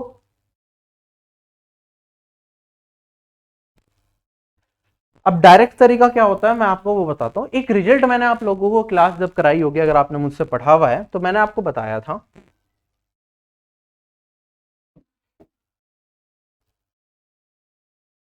ऐसा ट्रिपलेट जो एपी बनाता हो या कॉन्जिक्यूटिव नंबर्स में आता हो, वो इकलौता मेरे पास होता है एक 3, 4 एंड 5। ये ट्रिपलेट बहुत इंपॉर्टेंट है। क्या है, 3, 4, 5, ये क्या है, वेरी इंपॉर्टेंट ट्रिपलेट है। क्यों है, क्योंकि एक इकलौता ऐसा ट्रिपलेट है जिसमें तीनों टर्म्स के बीच में जो गैप है सिर्फ सिंगल वन का है, कॉन्जिक्यूटिव नंबर्स हैं। तो कहीं आपको कहे कि एक राइट एंगल ट्राइंगल हमें बनाना है जिसमें तीनों साइड्स क्या हो, कॉन्जिक्यूटिव नेचुरल नंबर हो, तो आपको समझ जाना कि वहां पे 3, 4, 5 की बात की जा रही है। इसे घुमा के भी क्वेश्चन बनाया जा सकता है। दूसरी चीज ये है कि ये ट्रिपलेट ही ऐसा है क्योंकि तीनों टर्म्स कॉन्जिक्यूटिव में है, तो ये किसमें है, कॉन्जिक्यूटिव नंबर, पहली चीज। सेकंड चीज एपी में। अब एपी में आप कह सकते हो, आप कहेंगे सर जो मिडिल टर्म है बाकी दोनों सम्स का एवरेज आ गया, तो ये एपी में हो गया हमारा। अदरवाइज आपके दिमाग में ये भी आएगा सर ऐसे तो अगर आप एपी की बात कर रहे हो तो मेरे पास 12, 15 या 9, 12, 15 ये भी एपी में आएगा ट्रिपलेट, लेकिन ये कुछ और नहीं है, इसी से ड्राइव ट्रिपलेट। अगर 3 से डिवाइड कर दोगे आप इसे तो आप देखोगे ये मेरे पास 3, 4, 5 ही है। ठीक है, जो रेशियो है, कोई भी ट्रिपलेट जो एपी में होगा उसका रेशियो 3:4:5 ही होगा, तीनों साइड्स का अगर मैं रेशियो निकाल दूं तो आप इस तरीके से इसे याद रख सकते हैं। अब जब ये 3, 4, 5 होता है तो उस केस में हमारे पास अगर मैं इसका इन रेडियस निकालता हूं तो इन रेडियस का मान आता है 1, जो मैंने आपको याद कराया है। अब हमारे पास जो सवाल था, मैं वापस उसी सवाल पर आपको लेके जाता हूं कि हमारे पास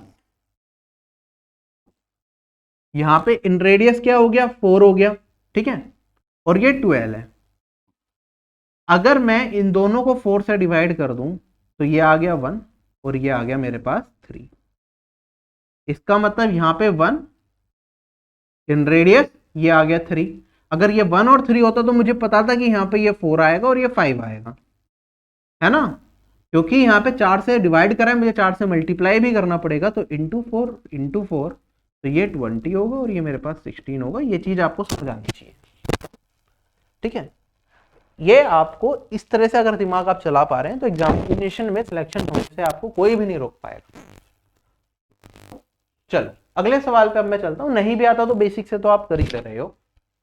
एक और प्रॉपर्टी होती है, अगर मेरे पास एक सर्कल है और उसमें दो कोड्स हैं जो आपस में इंटरसेक्ट कर रही हैं, जैसे मैंने कहा एक कोड है ए बी और एक कोड है सी डी।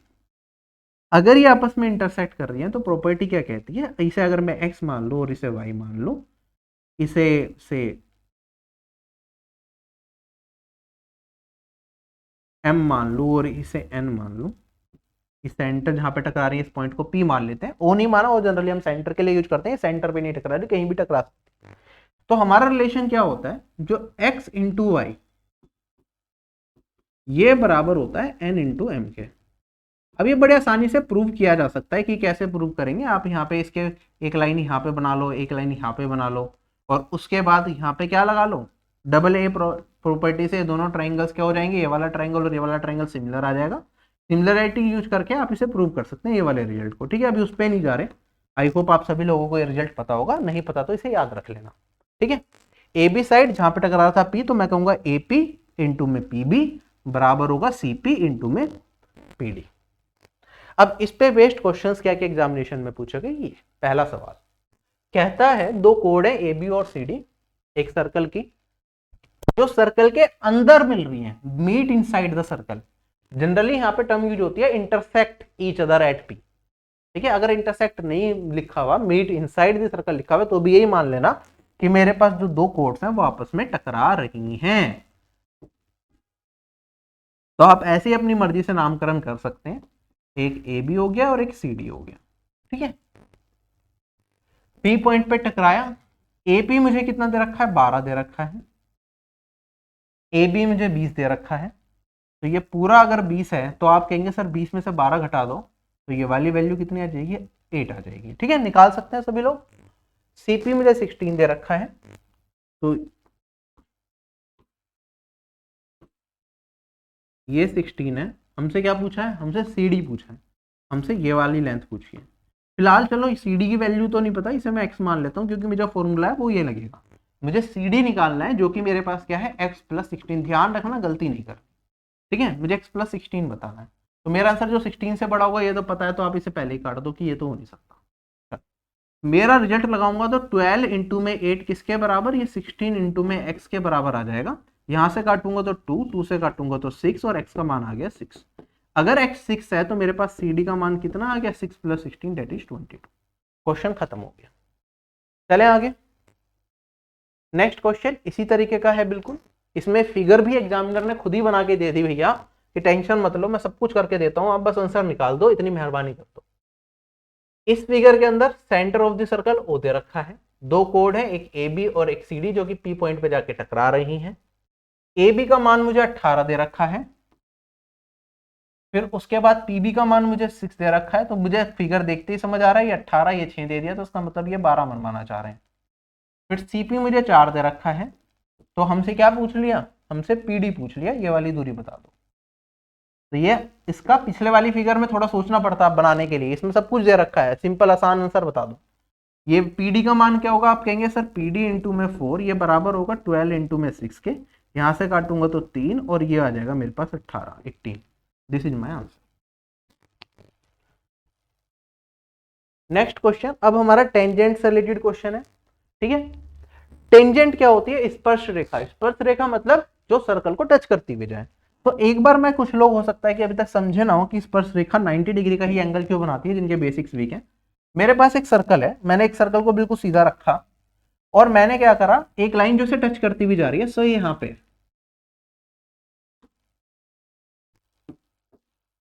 ठीक है, वो ऊपर टच कर रही है। अब इसी को अगर मैं घुमा के फिगर को बना देता, तो इस लाइन को मैं नीचे भी तो दिखा सकता हूं, है ना। अब ये जमीन है, जमीन के ऊपर एक टायर रखा हुआ आपको दिख रहा है, और आपको ये भी दिख रहा है कि ये इसका सेंटर है। ठीक है, अब आप ध्यान से देखो, सेंटर से अगर मैं नीचे लाइन खींचूंगा तो ये 90 डिग्री तो बनाएगा। ये विजिबल है या नहीं है। तो स्पर्श रेखा क्या करती है, सेंटर पे 90 डिग्री का एंगल बनाती है, और ये मेरा क्या होता है, रेडियस होता है। इतनी छोटी सी चीज आप सभी लोगों को समझ में आ गई। एक सर्कल के ऊपर हम कितनी मर्जी टेंजेंट बना सकते हैं, एक टेंजेंट सर्कल को सिर्फ एक ही पॉइंट पे टच करेगी। ये छोटी छोटी सी बात आपको याद रखनी है। ठीक है, अब एक क्वेश्चन क्या कहता है, मुझे बताना है टोटल कितनी कॉमन टेंजेंट्स हो सकती हैं अगर दो सर्कल आपस में एक्सटर्नली एक दूसरे को टच कर रहे हो। तो ये दो सर्कल टच कर रहे हैं, कितनी टेंजेंट्स हो सकती है इनके। आप कहेंगे सर देखो, जिस पॉइंट पे टच कर रहे हैं, कॉमन टेंजेंट मतलब जो इसके लिए भी टेंजेंट और इसके लिए भी। आप कहेंगे सर यहां से मैं एक लाइन खींच दूं, जो जहां पे टच कर रहे हैं वहां से पास होती हुई जाए, तो ये दोनों के लिए टेंजेंट है या नहीं है। बाकी ये प्रॉपर्टी भी होती है, अभी देखेंगे। और एक टेंजेंट मैं यहां से लेके ऐसी बना सकता हूं जो इन दोनों को टच करती हुई जाए, इसे हम डायरेक्ट कॉमन टेंजेंट बोलते हैं जो मैंने अभी बनाई, और एक टेंजेंट में यहाँ से ऐसे ड्रॉ कर सकता हूँ जो दोनों को टच करती है। इसके अलावा कोई और टेंजेंट ऐसी नहीं हो सकती जो दोनों में कॉमन हो। तो टोटल कितनी टेंजेंट्स बन गई हमारी? 3 टेंजेंट्स बन गई। ठीक है, अब 2 सर्कल्स में बहुत सारे केसेस आते हैं कि मैक्सिमम कितनी टेंजेंट्स बन सकती हैं अगर मुझे 2 सर्कल दे रखे हो, या मिनिमम कितनी टेंजेंट्स बन सकती हैं अगर 2 सर्कल दे रखे हो, उसके ऊपर बात करेंगे। फिर इससे जुड़े हुए जो डायरेक्ट कॉमन टेंजेंट और ट्रांसवर्स कॉमन टेंजेंट के क्वेश्चंस पूछे गए हैं एग्जाम में, वो हम डिस्कस करेंगे। चलो देखो, टेंजेंट्स की अगर मैं बात करूं, मेरे पास 2 सर्कल हैं दूरी पे, तो टोटल 4 टेंजेंट्स बन सकती हैं। ये डायरेक्ट कॉमन टेंजेंट जो ऊपर से बिना टकराए एक दूसरे से जाती हैं, और ये नीचे वाली इसे हम बोलते हैं ट्रांसवर्स कॉमन टेंजेंट, और इसे हम बोलते हैं डायरेक्ट कॉमन टेंजेंट। ठीक है, 2 सर्कल्स अगर मुझे दे रखे हैं तो मैक्सिमम कितनी टेंजेंट जा सकती हैं? 4 टेंजेंट जा सकती हैं। ठीक है, अगर मुझे इसके अलावा मिनिमम कितनी टेंजेंट जा सकती हैं? अब एक सर्कल के अंदर एक सर्कल में डाल दूं तो कोई भी टेंजेंट इन दोनों की कॉमन हो ही नहीं सकती। आप देखेंगे इसकी कोई भी टेंजेंट बनाऊंगा तो इस वाले को क्रॉस करती हुई जाएगी, 2 पॉइंट पे टकराएगी, तो इस वाले सर्कल के लिए कभी टेंजेंट नहीं हो सकती। तो अगर एक सर्कल के अंदर दूसरा सर्कल डाल दूं तो इन दोनों सर्कल के बीच में 0 कॉमन टेंजेंट्स होंगी। ठीक है, अगर दोनों सर्कल एक दूसरे से दूर है तो उस केस में 4 कॉमन टेंजेंट होगी। तो मैक्सिमम 4, मिनिमम 0। अगर 2 सर्कल टच कर जाएं तो कितनी टेंजेंट जाएंगी? 3 कॉमन टेंजेंट्स बनेगी। और अगर मेरे पास एक सर्कल के अंदर दूसरा सर्कल डाल दिया जाए और ये एक पॉइंट पे टच कर रहे हो दोनों सर्कल, तो एक कॉमन टेंजेंट बनाई जा सकती है। ठीक है, और आप ध्यान रखेंगे जब सर्कल आपस में टच करते हैं तो उससे रिलेटेड बहुत प्रॉपर्टीज बनती है। मान लो इस सर्कल का सेंटर है O1, छोटे वाले का, बड़े वाले सर्कल का सेंटर है O2, तो जो अगर मैं टेंजेंट से एक परपेंडिकुलर डालूंगा, क्या करूंगा? टेंजेंट से जहां पे टच कर रहा है वहां से एक परपेंडिकुलर लाइन डालूंगा, क्योंकि ये इसकी भी टेंजेंट है इसकी भी टेंजेंट है, तो ये परपेंडिकुलर लाइन सीधी जाएगी और दोनों के सेंटर से पास होती हुई जाएगी। तो इसके सेंटर और इसके सेंटर दोनों से पास होगी ये लाइन। ऐसे ही अगर मैं बात करता हूं, 2 सर्कल अगर टच करते हैं, मान लो इसका सेंटर है O1, इसका सेंटर है O2, क्योंकि ये टेंजेंट है, यहां से अगर डोलूंगा तो ये 90 डिग्री बनेगा एंगल, और ये सेंटर से पास हो जाएगा, तो इसका रेडियस अगर R है। ऐसे ही मेरे पास दोबारा फिर से यहाँ पे क्या है, यहाँ पे टेंजेंट डालूंगा इस पॉइंट से इस पे, तो फिर से 90 डिग्री एंगल बनाएगा, और ये कैपिटल R के बराबर होगा सेंटर में। 90 + 90 ये क्या हो गया? 180 डिग्री। मतलब ये क्या हो गई? स्ट्रेट लाइन हो गई। इसका मतलब क्या हो गया कि अगर 2 सर्कल आपस में टच कर रहे हैं और उन दोनों के सेंटर्स को अगर मैं मिलाऊं तो जहां से वो टच कर रहे थे उससे पास होती हुई मेरी लाइन गुजरेगी। ये भी एक इंपॉर्टेंट प्रॉपर्टी जिस पर सवाल बनाए जा सकते हैं। बस कंसेप्ट मैंने आपको बता दिया, अभी कर रहे थे तो इस पर क्वेश्चन नहीं आया फिलहाल। अब बात आती है डायरेक्ट कॉमन टेंजेंट की। डायरेक्ट कॉमन टेंजेंट, 2 सर्कल्स मुझे दे रखे हैं, अगर मैं ऐसी टेंजेंट बनाऊं जो आपस में टकराए बिना सर्कल से दोनों से पास हो जाए, ये हमारी डायरेक्ट कॉमन टेंजेंट कहलाती है। ठीक है, अगर मैं ये देखूं, ये ए बी मान लेता हूं और एक सी डी, तो 2 सर्कल अगर दूर हैं तो 2 डायरेक्ट कॉमन टेंजेंट मेरे पास बनती हैं। ठीक, बड़े वाले सर्कल का रेडियस कैपिटल R हो सकता है, छोटे वाले सर्कल का रेडियस स्मॉल r हो सकता है। और अगर इन दोनों को मिला दिया जाए तो इनके बीच की दूरी को हम स्मॉल d या कैपिटल D किसी से भी डिनोट कर सकते हैं। ये दोनों के सेंटर्स के बीच का क्या हो सकता है? डिस्टेंस हो सकता है। इसके बीच में मेरे पास एक रिलेशनशिप निकल के आती है, वो मैं फटाफट से आपको बता देता हूँ। ये 90 डिग्री का एंगल बनेगा, आपको भी पता है ये 90 डिग्री का एंगल बना है। ये वाली लाइन मेरे पास पैरेलल जा रही है अगर इसके, तो इसी के पैरेलल, CD के पैरेलल अगर मैं एक और लाइन यहाँ पे ड्रॉ कर दूं तो नीचे वाली फिगर क्या बन जाएगी? ये भी 90 डिग्री हो जाएगा, ये भी 90 डिग्री, ये एक रेक्टेंगल बन जाएगा। ऊपर मेरे पास ये वाली फिगर बचती है, और इस वाली फिगर में आप देखेंगे ये वाली दूरी तो मेरे पास स्मॉल r है, ये पूरा r था, तो ये वाली दूरी r - r आती है। ये मेरे पास क्या है? इस वाली लेंथ के बराबर, length of direct common tangent, तो ये L है। ये एंगल 90 डिग्री है और ये D है। इसमें मेरे पास पाइथागोरस थ्योरम लगा सकता हूं मैं। तो आप यहाँ पे कहेंगे 90 के सामने वाली side, distance between the circles, between the centres of 2 circles, ये किसके बराबर होता है? R - r का होल स्क्वायर प्लस, और ये किसके साथ ट्रिपलेट बनाएगा? That is length of direct common tangent. तो ये रिलेशनशिप आपको याद रखनी है। ट्रिपलेट एक तरीके से बनता है R - r, कैपिटल L का ट्रिपलेट बनेगा, distance between the centres of 2 circles. तो जो डिस्टेंस होगा सर्कल्स के बीच में, उसकी लेंथ क्या होगी? डायरेक्ट कॉमन टेंजेंट की लेंथ से मैक्सिमम केसेस में क्या होगी? बड़ी ही होगी। ठीक है, चलूं क्या आगे अब मैं, ये रिलेशनशिप समझ में आई है आपको। इसे आप कई बार इस तरीके से भी लिख लेते हैं कि लेंथ का स्क्वायर ये डी स्क्वायर माइनस आर का होल स्क्वायर होता है। एल क्या है, डायरेक्ट कॉमन टेंजेंट की लेंथ, ये इनके बीच का डिस्टेंस माइनस आर। ये फॉर्मूला आप सभी लोग अच्छे तरीके से याद रखिएगा। अब मैं आगे बढ़ता हूं, अगर मेरे पास क्या हो जाए, दो सर्कल्स आपस में टच कर रहे हो, उस केस में क्या लेंथ आती है, ये कैपिटल आर है, ये मेरे पास स्मॉल आर होगा, ये इनका डिस्टेंस, क्योंकि एक दूसरे पॉइंट पे टच कर रहे हैं तो इनके बीच की जो दूरी है वो क्या हो जाएगी, ये कैपिटल आर है और ये स्मॉल आर है, तो यहाँ पे डिस्टेंस बिटवीन दी सेंटर्स वो आर प्लस आर ही बन जाता है, और ये मेरे पास एल है। अगर आप इसे यूज करके फॉर्मूले, पिछले वाले फॉर्मूले में पुट ऑन कर दोगे तो मेरे पास रिलेशनशिप निकल के आएगी, जो लेंथ होगी डायरेक्ट कॉमन टेंजेंट की वो आ जाएगी 2√r इंटू में आर। ये मेरे पास अगर दो सर्कल टच कर रहे हैं तो उसका डायरेक्ट फॉर्मूला होता है, ये याद रखिएगा। इस पे कम से कम 10 सवाल पूछे गए एग्जाम में सिर्फ इस फॉर्मूले पे, जो सेकंड का क्वेश्चन पढ़ते पढ़ते आपको लगाना है। ठीक है, यहाँ पे पुट कर देंगे, आपको मिल जाएगा ये रिजल्ट।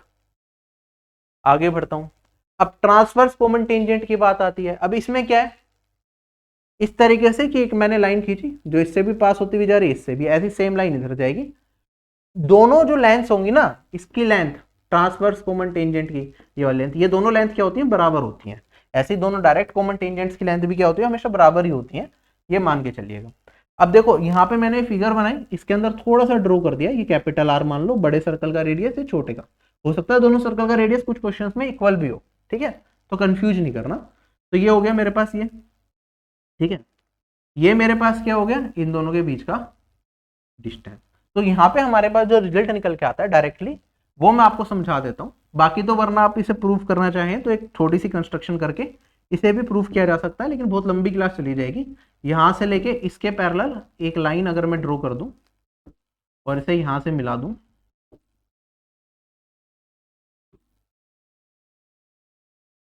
तो मेरे पास क्या बनता है, ये वाली दूरी मेरे पास स्मॉल आर हो जाती है, ये वाली लेंथ इसके बराबर, that is direct transverse common tangent की लेंथ के बराबर, और ये मेरे पास क्या बनता है, राइट एंगल ट्राइंगल बनता है, जो ट्रिपलेट बनता है। तो इस केस में मेरे पास क्या आता है, जो दो सर्कल के सेंटर्स के बीच का डिस्टेंस है उसका स्क्वायर मेरे पास निकल के आता है,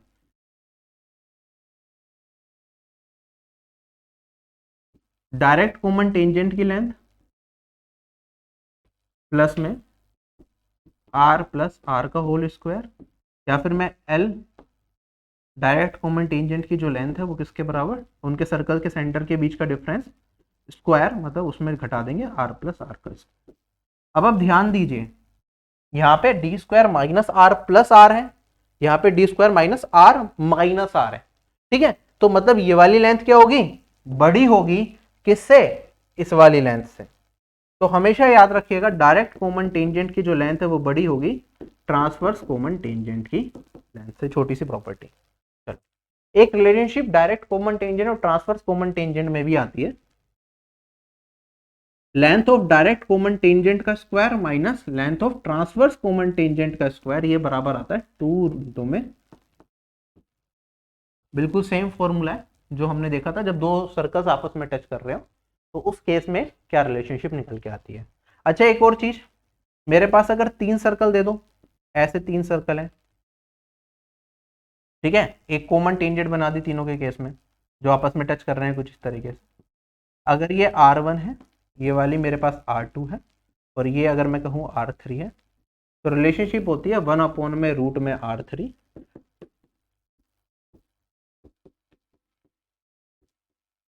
इस पे क्वेश्चन नहीं है, लेकिन फिलहाल आप याद रखेंगे। चलो, एक तरीके से आप इसे रिवीजन सेशन ही मान के चलिए कि मैं सारा रिवाइज करा रहा हूँ आपको, क्वेश्चन तो सिर्फ बहाना है। चलो, अगला सवाल मेरे पास क्वेश्चन में क्या दे रखा है, दो सर्कल्स के बीच में जिनका रेडियस 16 सेंटीमीटर और 8 सेंटीमीटर है, इनके सेंटर्स के बीच का जो डिफरेंस है वो 26 दे रखा है। तो हमें बताना डायरेक्ट कॉमन टेंजेंट की लेंथ क्या होगी। तो डायरेक्ट कॉमन टेंजेंट की लेंथ क्या होती है मेरे पास, मैंने आपको बताया ये होता है अंडर रूट में स्क्वायर, अभी बस मैंने अंडर रूट ले लिया, ये हो जाएगा जो इनके सेंटर्स के बीच में डिस्टेंस है उसका स्क्वायर माइनस 16 है और ये 8 है, तो 16 माइनस 8 का होल स्क्वायर, यही होता है। सॉल्व कर लेंगे, ये 8 बचेगा मेरे पास, ये 26 है, 2 बाहर आ जाएगा मेरे पास, 13 square minus 4 square, 169 minus 16, 153, 2 root 153। ये मेरा इस क्वेश्चन का क्या आ गया, आंसर आ गया। चलें आगे। अब बस समझाने के लिए फिगर थी, वरना आपको फिगर की जरूरत नहीं है, डायरेक्टली कर सकते हैं। बस याद रखिएगा, डायरेक्ट कॉमन टेंजेंट की लेंथ पूछे या इनडायरेक्ट कॉमन टेंजेंट की। अब ये तो डायरेक्टली फिगर दे दी, सब कुछ लिखा हुआ है इसमें, हमें बताना है ए बी की दूरी बता दो। ए बी क्या है यहाँ पे, distance between the centres. Distance का स्क्वायर, डिस्टेंस किसके बराबर होता है, ये under root direct common tangent की लेंथ, और जो इनका डिफरेंस है यहाँ पे प्लस आ जाएगा डिस्टेंस में, 8 माइनस 3 का होल स्क्वायर। आप ध्यान देंगे ये 5 है, ये 12 है, किसके साथ ट्रिपलेट बनाते हैं, 13 के साथ, तो डिस्टेंस कितना आ गया, 13। डायरेक्टली कर सकते हैं, कर सकते हैं। आप ट्रिपलेट्स की फॉर्म में इस चीज को याद रखिए, ट्रिपलेट में अगर मैं बात करूं, डिस्टेंस बिटवीन सेंटर्स, डिफरेंस, और मेरे पास लेंथ ऑफ टेंजेंट, ठीक है, length of direct common tangent, ये क्या बनाते हैं, ट्रिपलेट बनाते हैं। इस डिस्टेंस को आप हाइपोटेनियस मान सकते हैं, इसे बेस और इसे परपेंडिकुलर मान सकते हैं। डायरेक्ट कॉमन टेंजेंट के केस में ये होता है। अगर ट्रांसवर्स कॉमन टेंजेंट की बात करूं तो सम r प्लस आर, उसके बाद length of transverse common tangent और डिस्टेंस बिटवीन सेंटर्स, ये आपस में ट्रिपलेट बनाते हैं, इसे बेस, इसे परपेंडिकुलर, इसे आप हाइपोटेनियस मान सकते हैं। क्लियर हो गया अपनी मर्जी से, ठीक है, बेस परपेंडिकुलर मूव कर सकते हैं, इसलिए मैंने ऐसे ही लिखा है, बस ट्रिपलेट समझाने के पर्सपेक्टिव से।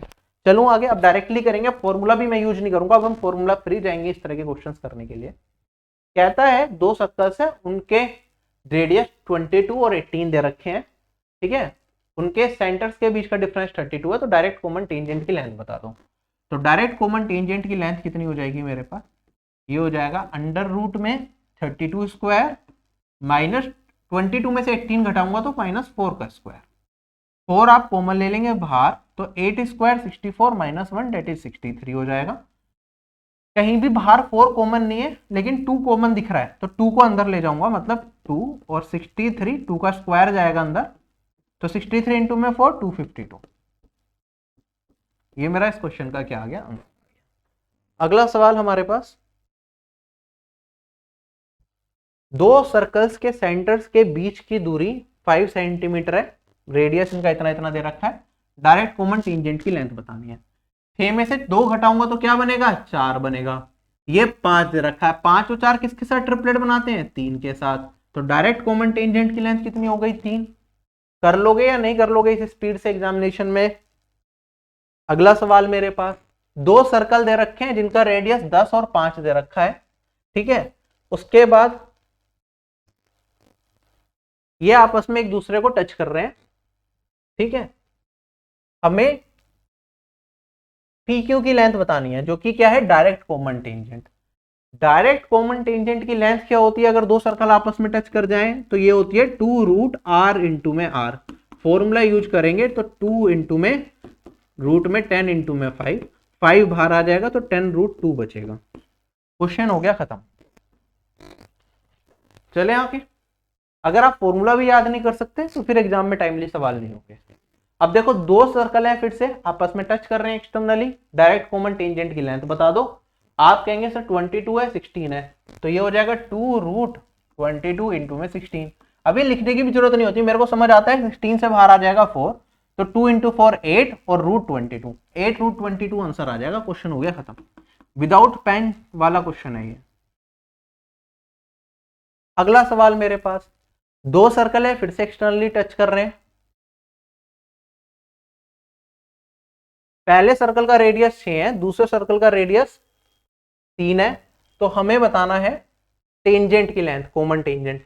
तो फिर से क्या हो जाएगा, 2 रूट 6 इंटू में 3, 3 बाहर आ जाएगा तो बचेगा 6 रूट 2, यहां से 3 बाहर कॉमन ले लिया, तो 3 इंटू 2 6 और रूट 2। ठीक, नेक्स्ट क्वेश्चन, सेम क्वेश्चन है, कमेंट सेक्शन में कमेंट करके बता देना इस क्वेश्चन का आंसर क्या होगा।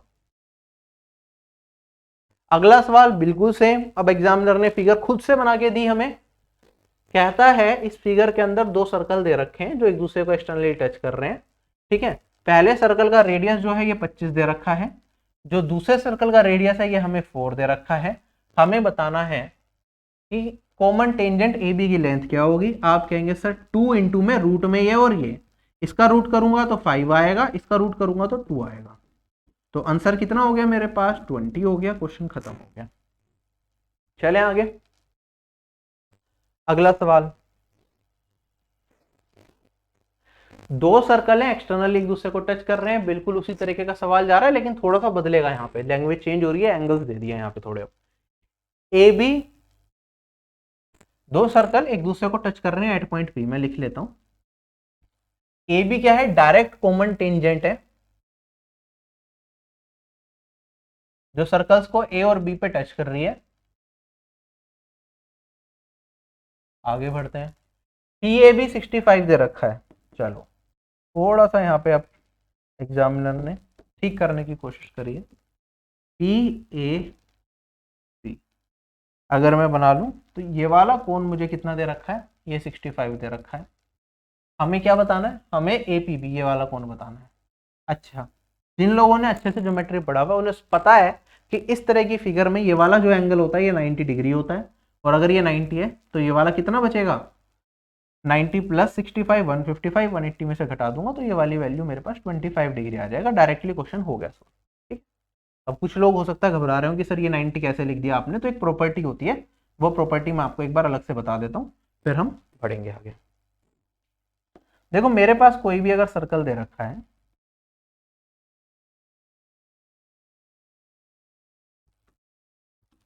दो प्रॉपर्टी होती हैं।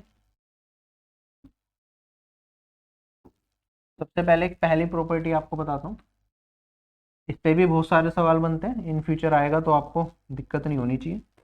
अगर मैंने एक लाइन ऐसी खींची, टेंजेंट बनाई, इसके पैरेलल एक और लाइन खींच दी, एक सर्कल है, एक लाइन ये है और एक लाइन इसके पैरेलल मैंने ये वाली खींच दी, ठीक है। और एक और लाइन ऐसे टेंजेंशियल मैंने इसके यहाँ पे खींच दी। क्या करा, एक टेंजेंट और जो इसे टच करती हुई जाए और इन दोनों पैरेलल लाइंस को भी कट करे, एक ऐसी लाइन खींची। तो तीन टेंजेंट मैंने इस सर्कल के बनाई, टेंजेंट 1, टेंजेंट 2 और एक टेंजेंट 3, ठीक है। ये वाली लाइन और ये वाली लाइन आपस में क्या है, पैरेलल है। तो इस केस में एक रिजल्ट हम पढ़ते हैं, फिलहाल आप याद कर लीजिएगा, अभी इसका प्रूफ नहीं बता रहा लेकिन इसका बता दूंगा जो क्वेश्चन पूछा है। अगर ये सेंटर है तो यहाँ पे अगर मैं यहाँ से ये कोण निकालूं तो ये कोण क्या होता है मेरा, ये कोण होता है मेरा 90 डिग्री। इसे याद रखिएगा, बहुत इंपॉर्टेंट प्रॉपर्टी है, ठीक है। बहुत सवाल पहले एसएससी इस पे पूछता था, इस बार नहीं पूछा बट आपको याद होना चाहिए। एक दूसरी प्रॉपर्टी जो ये वाली है वो वाली समझ लेते हैं, ठीक है। तो अगर मेरे पास एक सर्कल ये है और एक और सर्कल मैं यहाँ पे ड्रॉ कर देता हूँ फिलहाल,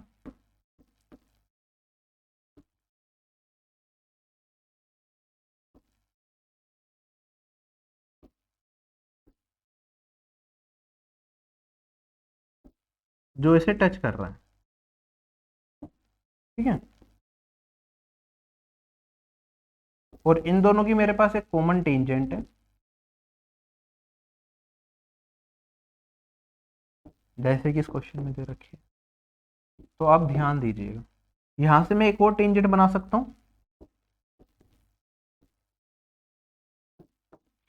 जो इस टचिंग पॉइंट को पास होती हुई जाए, मतलब एक टेंजेंट बनाई जो टचिंग पॉइंट से पास होती जाए, इसे कहीं ना कहीं काटेगी। तो इस पॉइंट को नाम दे देता हूं मैं से B। ये ए है, ये बी है, ये जहां पे टच कर रही है तो इस पॉइंट को नाम चलो पी दे रखा है, तो इस पॉइंट को नाम दे देता हूं मैं एम, ठीक है। ऐसा बना सकते हैं। आप ध्यान दीजिएगा, एम पॉइंट से एक टेंजेंट एम में जा रही है और एम पी जा रही, तो एम में बराबर होगा एम पी के। और ऐसे ही आप कह सकते हैं एम पॉइंट से इस सर्कल पे एम बी जा रही है और एम पी जा रही है, तो ये किसके बराबर होगा, एम पी एम बी के भी बराबर होगा। तो ये रिजल्ट मेरे पास निकल के आता है कि ये वाली दूरी, ये वाली दूरी और ये वाली दूरी बराबर आती है, ठीक है। अब आगे बढ़ते हैं। अगर मैं इसे यहां से मिला दूं और इसे यहां से मिला दूं, दिख रहा है सभी लोगों को, ज्यादा छोटा तो नहीं हो गया। तो इस पर्टिकुलर केस में आप कहेंगे सर देखो ये वाला triangle, triangle A M P की बात कर रहा हूं मैं, इस ट्राइंगल की बात कर रहा हूं, ठीक है।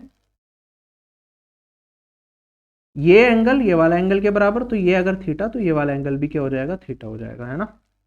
और अब मैं ट्राइंगल की बात करूं एम बी पी, कौन से ट्राइंगल की, इस ट्राइंगल की। तो इस केस में अब मेरे पास ये अल्फा है तो ये अल्फा हो जाएगा, क्योंकि अगर एक ट्राइंगल के अंदर दो साइड्स इक्वल होती हैं तो अपोजिट एंगल्स भी बराबर हो जाते हैं। अब ट्राइंगल में देख लूं किसे, ए बी पी को, तो आप कहेंगे सर सभी कोणों का योग बराबर, तो दो थीटा दो अल्फा, 2 थीटा प्लस अल्फा, ये 180 हो जाएगा। और इसका मतलब थीटा प्लस अल्फा कितना आ गया, 90। थीटा प्लस अल्फा कुछ और नहीं है, ये वाला एंगल है, ये किसके बराबर आ गया, 90 डिग्री के बराबर मेरा आ गया। तो ये एंगल हमेशा 90 डिग्री का होता है, ये प्रॉपर्टी याद रखिएगा। अगर ये 90 है, ये 65 है, तो ये वाला कोण कितना होगा, आप कहेंगे तीनों कोणों का योग ए बी और पी में तीनों कोणों का योग 180 डिग्री होगा, या फिर ये 90 है तो इसका और इसका सम 90 होगा, तो ये वाला एंगल कितना, 90 minus 65, this will give me 25 degree. ठीक है, ये दोनों रिजल्ट अच्छे से याद रखिए, बिल्कुल भी नहीं भूलना है। अगला सवाल कहता है हमारे पास दो सर्कल्स हैं जिनका रेडियस r1 और r2 है, ठीक है, सेंटर d डिस्टेंस की दूरी पे है, तो हमें बताना है ट्रांसवर्स कॉमन टेंजेंट की लेंथ क्या होगी। अब ये तो मैंने आपको स्टार्टिंग में फॉर्मूला लिखवाया, ट्रांसवर्स कॉमन टेंजेंट होता है D square minus R r1 minus r2, मतलब बड़े वाले रेडियस में से छोटे वाले रेडियस, या कुछ भी कर लो क्योंकि स्क्वायर है तो बात वही आएगी। ये मेरा इस क्वेश्चन का क्या हो जाएगा, सॉरी माइनस नहीं प्लस, माइनस तो आता है उसमें डायरेक्ट कॉमन टेंजेंट में, D square minus r1 plus r2 का होल स्क्वायर।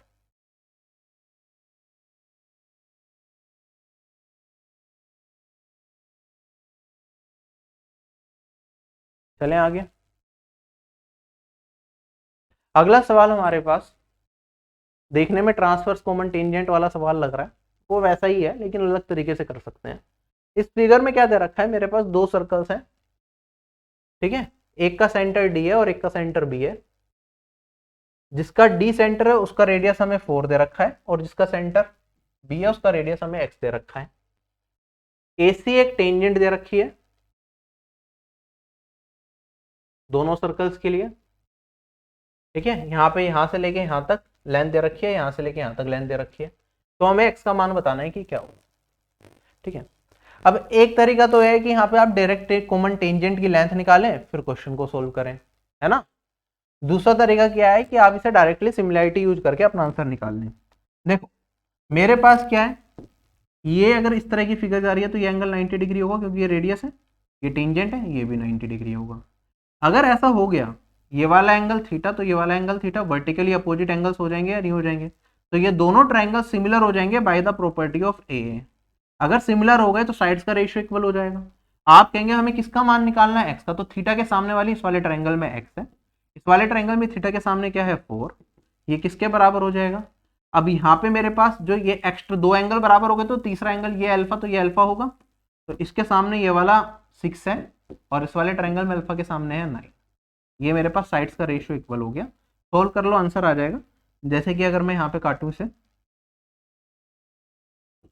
2 और 3 से काटूंगा तो 3 2 जा 6, इस वाले सर्कल का जो रेडियस होगा वो आ जाएगा। क्वेश्चन हो गया खत्म।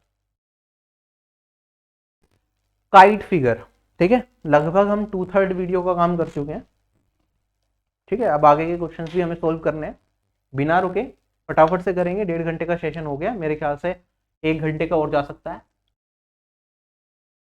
अगर आपको वीडियो अच्छी लग रही हो, बहुत कुछ सीखने को मिल रहा हो, तो वीडियो को लाइक जरूर करें और कमेंट सेक्शन में कमेंट करके जरूर सजेशन दें कि आपको सेशन कैसा लगा और आगे हमें कौन से क्लास टॉपिक पे क्लास लेनी चाहिए, क्योंकि ये वाली सीरीज हमारी ऑलमोस्ट कंप्लीट होने वाली है। काइट फिगर है ये, है ना, पतंग जैसे आपने देखा होगा। इसमें खास बात क्या होती है पतंग में, जो आप 15 अगस्त पे उड़ाते भी हैं सावन के महीने में, ये वाली साइड अगर ए है तो ये वाली साइड भी ए होती है, ये वाली साइड अगर बी है तो ये वाली साइड भी मेरे पास बी होती है, कुछ इस तरीके की पतंग होती है ना। तो मैं अगर इसमें बीच में लाइन खींच दूं एक ऐसे, तो आप कहेंगे ऊपर भी एक आइसोसेलेस ट्रायंगल और नीचे भी एक आइसोसेलेस ट्रायंगल, कुछ इस तरीके से रहता है। तो मैंने पतंग बना दी, ठीक है। इसका कंसेप्ट मैं थोड़ा सा बता रहा हूँ आपको। जो आगे जाके हम क्वेश्चंस में भी यूज कर लेंगे। A B C and D, ठीक है, एक ट्राइंगल ऊपर वाला ये है, नीचे है। ये वाली साइड अगर ए है तो ये भी ए होगी, और ये वाली साइड अगर बी है तो ये वाली साइड भी बी होगी।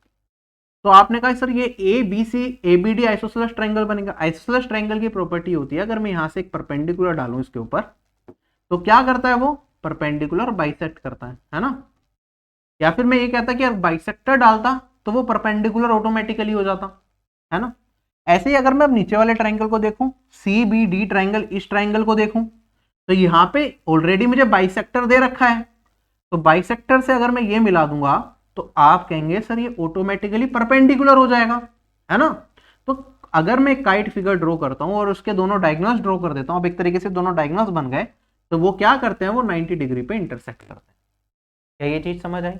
और इसमें से जो ये वाला डायगोनल होता है, जो ये वाला डायगोनल, ये बाइसेक्ट भी होता है, ये वाला बाइसेक्ट नहीं होता है। तो अगर इस पॉइंट को नाम दे दूं मैं एम, तो मैं कह सकता हूं बी एम बराबर होगा मेरा एम डी के, ठीक है।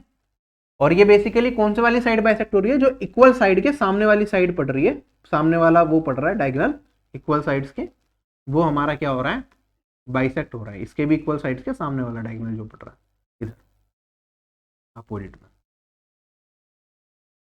तो ये हमारा इसके बराबर होगा। अगर ये 90 डिग्री पे इंटरसेक्ट कर रहे हैं, ठीक है, डायगोनल्स 90 डिग्री पे इंटरसेक्ट करते हैं, तो उस केस में हमें यह भी पता है कि एरिया क्या हो जाता है इस पूरी फिगर का, एरिया ऑफ काइट ये होता है हाफ इंटू में डायगोनल 1 इंटू में डायगोनल 2, जो भी डायगोनल की लेंथ होगी। यहाँ पे जैसे डायगोनल 1 हम बी डी कह सकते हो, डायगोनल 2 आप ए सी कह सकते हो। क्लियर हो गई ये छोटी सी चीज, ये काइट का रिलेशनशिप है जो आके हमारे सर्कल्स में काम आता है जब हम इंटरसेक्टिंग सर्कल्स की बात करते हैं। अब इंटरसेक्टिंग सर्कल्स कैसे होते हैं वो देख लेते हैं। जैसे कि मेरा सबसे पहला सवाल ये है, the length of the common chord of two circles of radius 15 cm and 13 cm whose centers are 14 cm apart are क्या होगा। अब ये बहुत बढ़िया सा सवाल है, इस पे भी एक कुछ चीजें मैं याद करने को बोलता हूं अपनी क्लासेस के अंदर, अगर आपको याद होंगी तो इस क्वेश्चन को बड़े आसानी से कर पाएंगे। मेरे पास एक सर्कल है जिसका रेडियस 15 है, एक दूसरा सर्कल है जिसका रेडियस 13 है ना।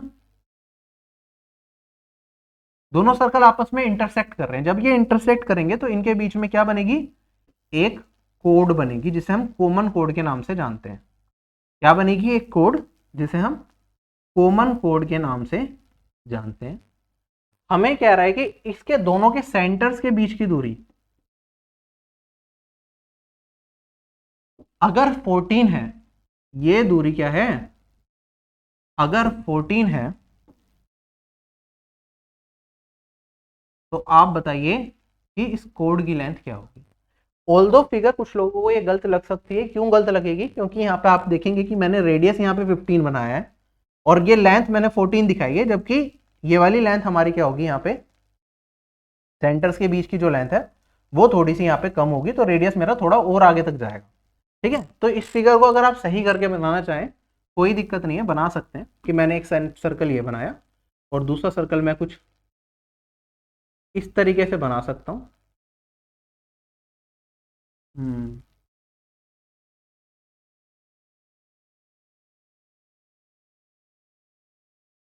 दूसरा सर्कल ऐसा बनेगा भी, ठीक है।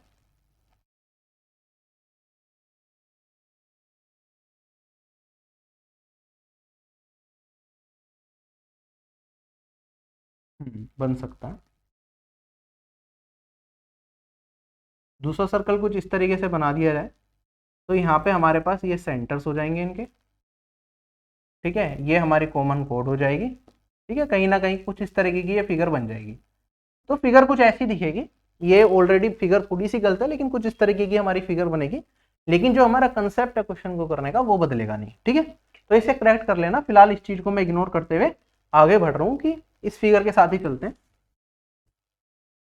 चलो अब हम यहाँ पे अगर देखेंगे तो मुझे पता है कि अगर मैं इस लाइन को इस लाइन से जोड़ दूं और इस लाइन को इस लाइन से जोड़ दूं तो जो फिगर बनेगी ये 13 होगा और ये मेरे पास 15 ही होगा।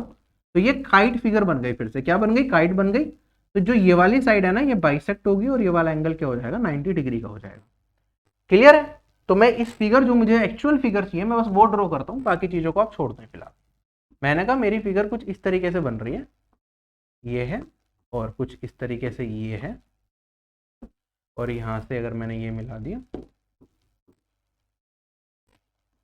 तो ये 15 है, ये 13 है, और ये 14 है, ये होगा, ये ऐसे बाइसेक्ट हो रहा है। हमें ये वाली लेंथ बतानी है कि क्या होगी यहाँ से लेके यहाँ तक, ठीक है। इसे नाम दे देते हैं ए बी, इसे डी नाम दे देते हैं, कुछ भी दे दो अपनी मर्जी से। तो कैसे कर सकते हैं, अगर मैं ऊपर वाले ट्राइंगल को देखूं, मैं अगर इस ट्राइंगल को देखूं, तो क्या मैं इसका एरिया निकाल सकता हूं? निकाल सकता हूं, क्योंकि तीनों की तीनों साइड्स मुझे दे रखी हैं, ठीक है। जब तीनों साइड दे रखे हैं तो हीरोस फॉर्मूला लगाते हैं। वो क्या होता है? Semi perimeter S minus A, S minus B, S minus C, है ना। ये फॉर्मूला लगा के निकाल लोगे आप। अच्छा, अगर मैं बात करता हूं यहाँ पे, जब साइड मेरे पास एक ट्राइंगल की 13, 14 और 15 होती है, हमेशा याद रखिए इसका एरिया होता है 84, जो आप चाहें तो यहाँ पे फॉर्मूले से निकाल सकते हैं, वरना मैं अभी आपको करके दिखा देता हूँ। सेमी पेरीमीटर क्या आएगा? 13 प्लस 14 प्लस 15 डिवाइडेड बाई 2, तो ये वाली वैल्यू मेरे पास 28, 42, 21 आ जाएगी। 21 में से 13 को घटाऊंगा तो 8, 14 को घटाऊंगा तो 7, और 15 को घटाऊंगा तो 6, ठीक है। 7 और 3 21 बाहर आ गया, 2 और 8 16 से 4 बाहर आएगा, और ये आ गया 84, एरिया आ गया है। अच्छा, एरिया को और क्या लिख सकते हैं? अगर इस ट्रायंगल में देखूं, ये मेरा बेस है, ये मेरी हाइट है ना, परपेंडिकुलर, तो half into base into height भी होता है। तो हाफ इंटू में बेस क्या है? 14, और हाइट क्या है? That is A B by 2। मुझे ए बी का मान बताना है। अब यहां से सोल्व कर लेंगे, 14 से काटूंगा 6 टाइम्स जाएगा, 6 इंटू 4 24, ये मेरी वैल्यू निकल गई। क्लियर है सभी लोगों को? ठीक है। नेक्स्ट क्वेश्चन हमारे पास, ध्यान से देख लो एक बार, कोई कंफ्यूजन नहीं होनी चाहिए। फिगर हमारी काइट वाली बनती है, काइट का सारा कंसेप्ट मैंने आपको बता दिया, और इसमें ऊपर वाले ट्रायंगल का एरिया हेरोस फॉर्मूले से निकाला, और उसके बाद मैंने आगे सोल्व कर दिया।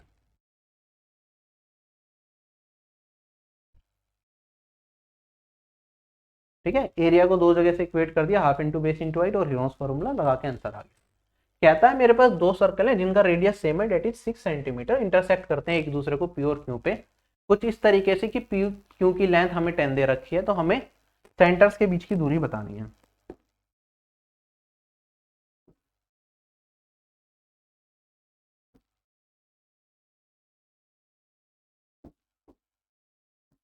इसका भी 6 है, इसका भी 6 है, ये वाली दूरी मुझे निकालनी है, O1 O2 नाम दे देता हूँ।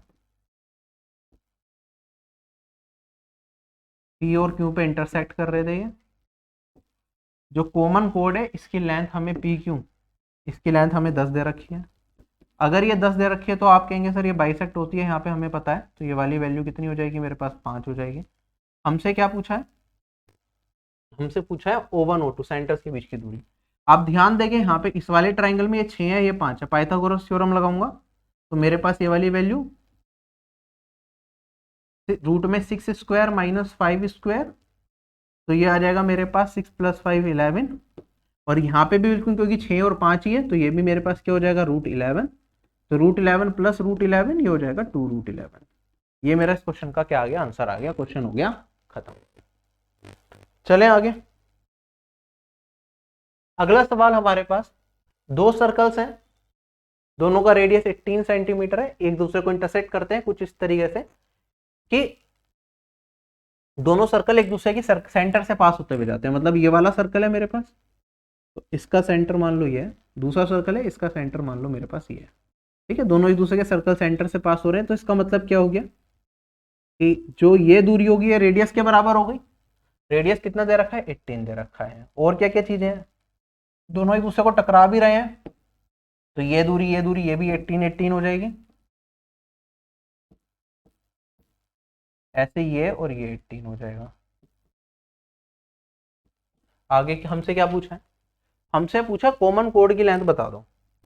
चलो इसे मैं फिलहाल हटा देता हूँ। अगर मैं कॉमन कोड यहाँ पे बना दूं, तो इसकी लेंथ बतानी है कि क्या होगी। अगर आप ध्यान दें तो क्या ये फिगर आपको रोम्बस जैसी दिख रही है, चारों साइड्स बराबर हो गई क्योंकि दोनों का रेडियस बराबर था और ये पर 90 डिग्री पे इंटरसेक्ट भी कर रहे हैं। ठीक। अच्छा, अब ध्यान से देखिएगा, दो तरीके हैं करने का। एक तो होगा बेसिक तरीका, आप क्या करें, एरिया वाला मेथड ही यूज करें और फिर इसकी कॉमन कोड की लेंथ निकालें। दूसरा तरीका आपके पास हो सकता है कि आप थोड़ा सा लॉजिक यूज करके रोम्बस का कंसेप्ट यूज कर लें। ठीक है, रोम्बस का कंसेप्ट कैसे यूज करेंगे, आपको पता है ये वाली दूरी भी मेरे पास क्या है, 18 है। अगर ये वाली दूरी भी मेरे पास 18 आ गई तो ये वाला ट्राइंगल आप देखिए, क्या ये इक्विलेटरल ट्राइंगल बन गया, 18 18 18। तो ये वाला एंगल 60 डिग्री, ये वाला भी 60 और ये भी 60। ऐसे ही अगर मैं देखूं यहाँ पे नीचे वाला भी 18 18 18, तो ये भी इक्विलेटरल ट्राइंगल, तो ये भी 60 डिग्री। अब फिगर को ध्यान से देखिए, 60 प्लस 60 हो गया 120 डिग्री। ये वाली वैल्यू 18 है, ये वाली वैल्यू 18 है और मुझे ये वाली वैल्यू कॉमन कोड की लेंथ बतानी है। जब मेरे पास आइसोसेलेस ट्राइंगल में सेंट्रल एंगल 120 डिग्री होता है और ये 18 18 होता है तो लेंथ क्या होती है, साइड रूट 3, मतलब ये होता है 18 रूट 3। ये कंसेप्ट क्लास के स्टार्टिंग में ही बताया था मैंने एंगल्स वाले पार्ट में, है ना, जब मैं आपको बता रहा था कि सेंटर है, रेडियस है और ये वाला सेंट्रल एंगल अगर कुछ दे रखा हो तो ये वाली लेंथ क्या होती है, 60 डिग्री केस में आर के बराबर, 90 डिग्री केस में आर रूट 2, 120 डिग्री केस में आर रूट 3 होती है। तो ये 16 18 रूट 3 मेरा इस क्वेश्चन का आंसर आ जाएगा। डायरेक्टली आपको दिख नहीं रहा तो 27 को आप यहाँ पे ब्रेक करेंगे तो ये 3 का क्यूब है जिसमें से 3 स्क्वायर बाहर निकाल लेंगे तो 3 सॉरी 18 रूट 3 है ना, तो यहाँ से नहीं होगा, यहाँ से होगा 6 है। ये रूट में 27 को 3 स्क्वायर इंटू 3 लिख सकता हूँ तो 3 बाहर आएगा 18 root 3। This will be my answer. Clear हो गया। एक तरीका तो ये है। दूसरा तरीका इस क्वेश्चन को करने का क्या हो सकता है कि आप जो बेसिक मेथड अभी तक कर रहे थे उसी से इस क्वेश्चन को सोल्व कर लें। उससे किस तरीके से करेंगे वो भी बता देता हूं।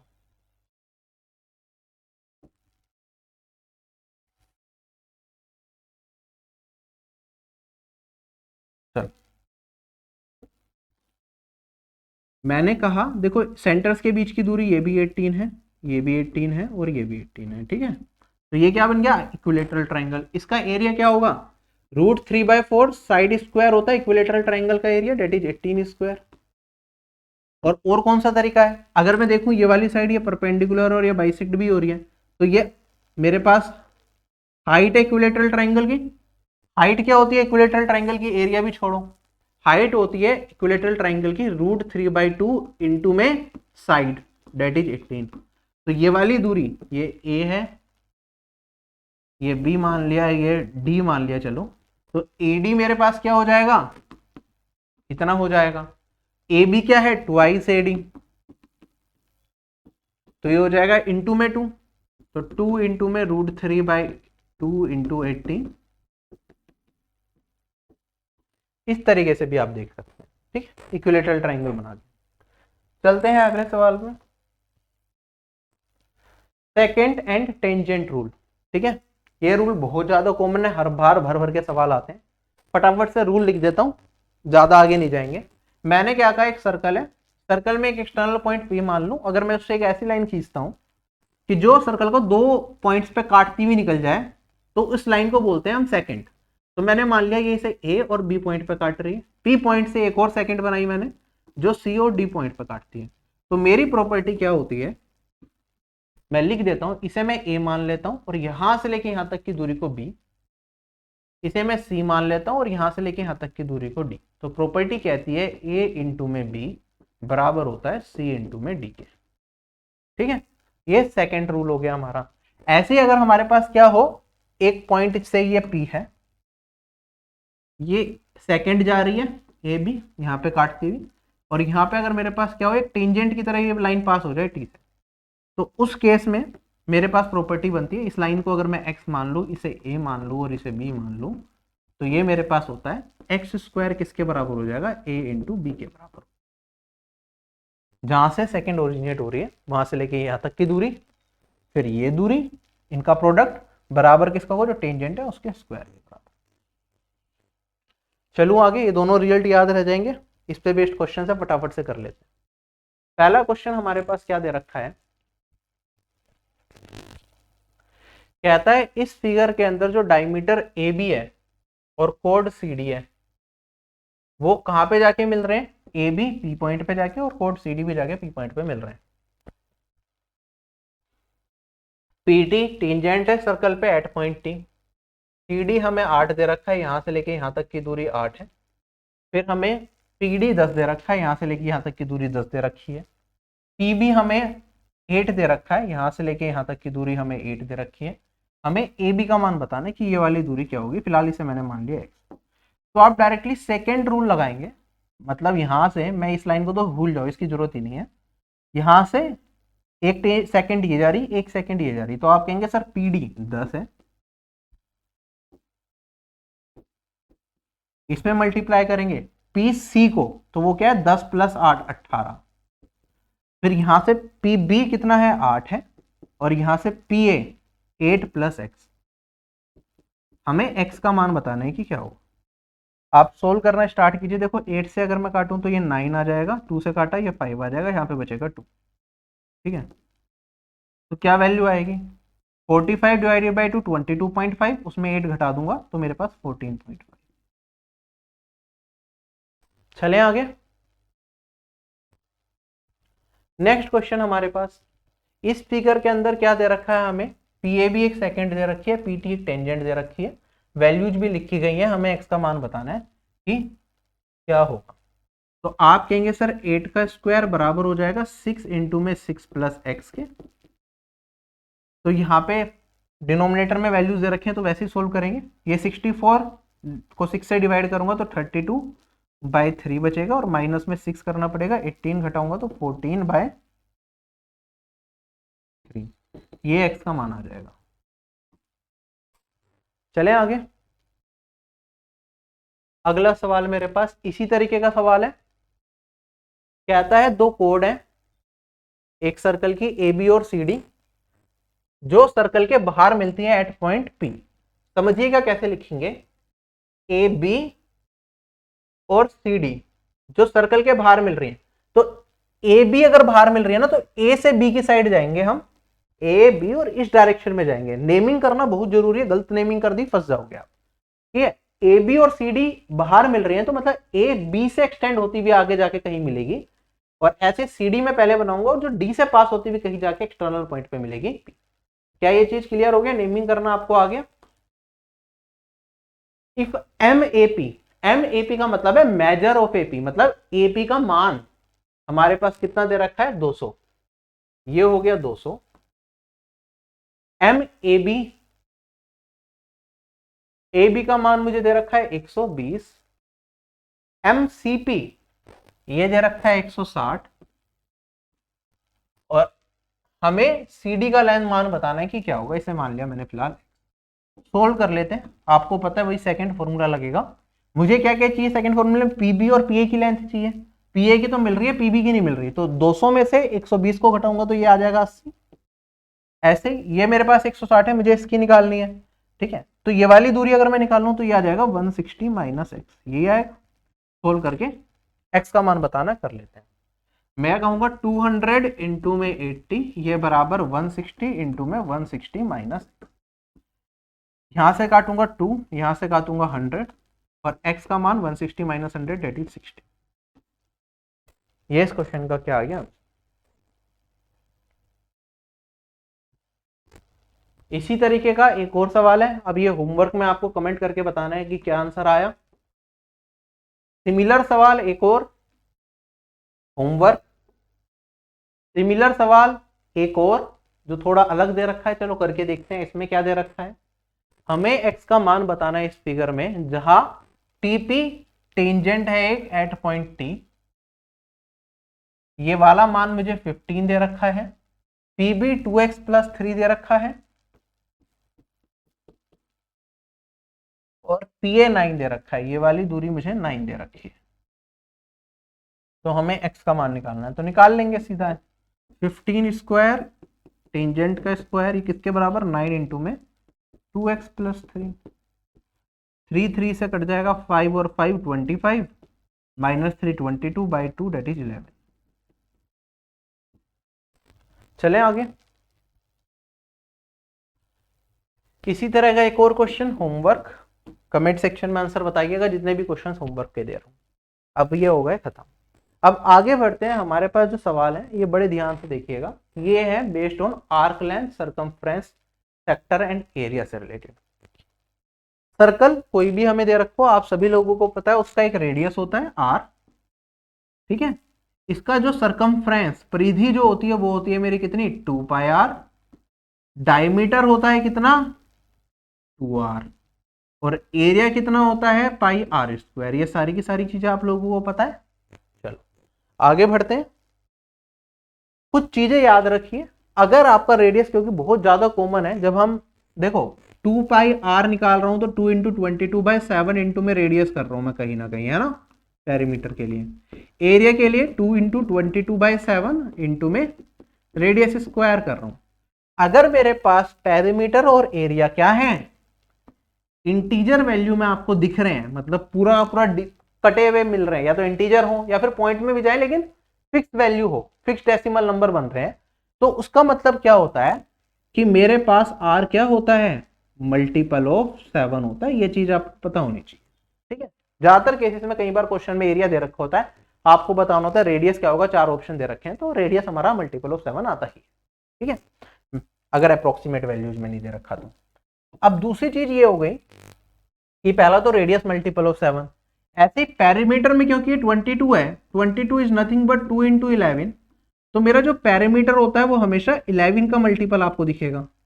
और एरिया की बात करूं, एरिया में भी ये 2 इंटू 11 तो है ही, तो एरिया मेरा 11 का मल्टीपल। और क्योंकि यहाँ पर रेडियस स्क्वायर है, इस 7 को हटाने के लिए 7 का मल्टीपल चाहिए रेडियस में, तो 2 बार 7 आएगा तो 7, तो इन दोनों का मल्टीपल जनरली मुझे एरिया दिखता है, ठीक है। ये 3 चीज याद रखेंगे। आगे बढ़ता हूं। अब रेडियस अगर 7 हो तो मैंने निकाल लिया कि पेरीमीटर भैया मेरा 44 आता है और ये 154 आता है। ये बहुत कॉमन सी चीज है, बहुत हजारों क्वेश्चंस आपको दिखेंगे अगर आप एसएससी के अब तक के इतिहास के सारे क्वेश्चंस देख लो, जिसमें सिंपल आपको एरिया दे देगा 154, बताओ पेरीमीटर क्या होगा या रेडियस क्या होगा, तो आपको पता होना चाहिए। ये देखते ही आप बता पाए पेरीमीटर 44 और रेडियस 7 निकल के आया, है ना। अब इसमें अगर मैं मल्टीप्लाई कर दूं किसी चीज से, मान लो रेडियस को अगर डबल कर दिया, perimeter is nothing but 2 pi R, तो रेडियस पे डायरेक्टली प्रोपोर्शनल है, तो ये भी 2 से मल्टीप्लाई हो जाएगा। एरिया क्या होता है, पाई आर स्क्वायर, तो रेडियस के स्क्वायर से पे डिपेंडेंट है, तो रेडियस अगर डबल हुआ तो ये क्या हो जाएगा, 2 स्क्वायर से मल्टीप्लाई, तो ये वैल्यू आती है 616। इस पे बेस्ड क्वेश्चन भी आया था, जब मैंने कहा था एरिया 616 है तो रेडियस आपका 14 होगा, पता होना चाहिए। ऐसे ही अगर रेडियस को 1/2 कर दूं तो ये भी 1/2 हो जाएगा, और ये वाली वैल्यू क्या हो जाएगी, 1/2 स्क्वायर। ऐसी रेडियस को मैं क्या कर दूं, 3/2 कर दूं, तो ये भी कितना हो जाएगा, 3/2, और ये वाली वैल्यू क्या हो जाएगी, 3 स्क्वायर डिवाइडेड बाई 2 स्क्वायर, ठीक है। तो ये वैल्यूज आप याद रहेंगे तो क्वेश्चन डायरेक्टली कर सकते हैं, ठीक है। चलता हूं आगे।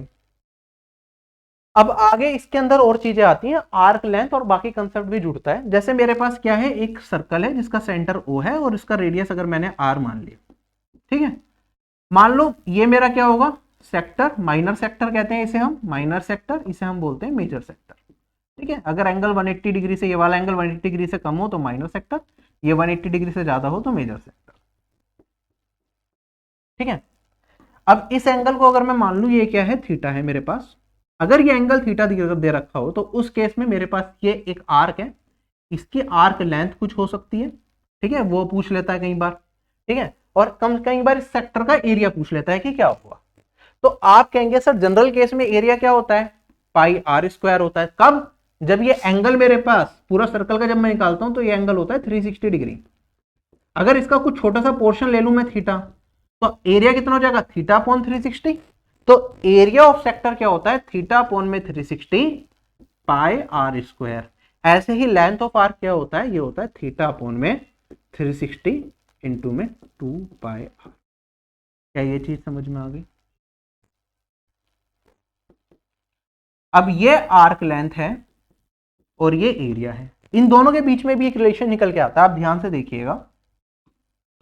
अगर मैं आर्क लेंथ में 2 से डिवाइड और r से मल्टीप्लाई कर दूं, मतलब आर्क लेंथ में 2 से डिवाइड कर दूं और r से मल्टीप्लाई कर दूं, तो ये मुझे एरिया ऑफ सेक्टर भी निकाल के दे देता है, ठीक है।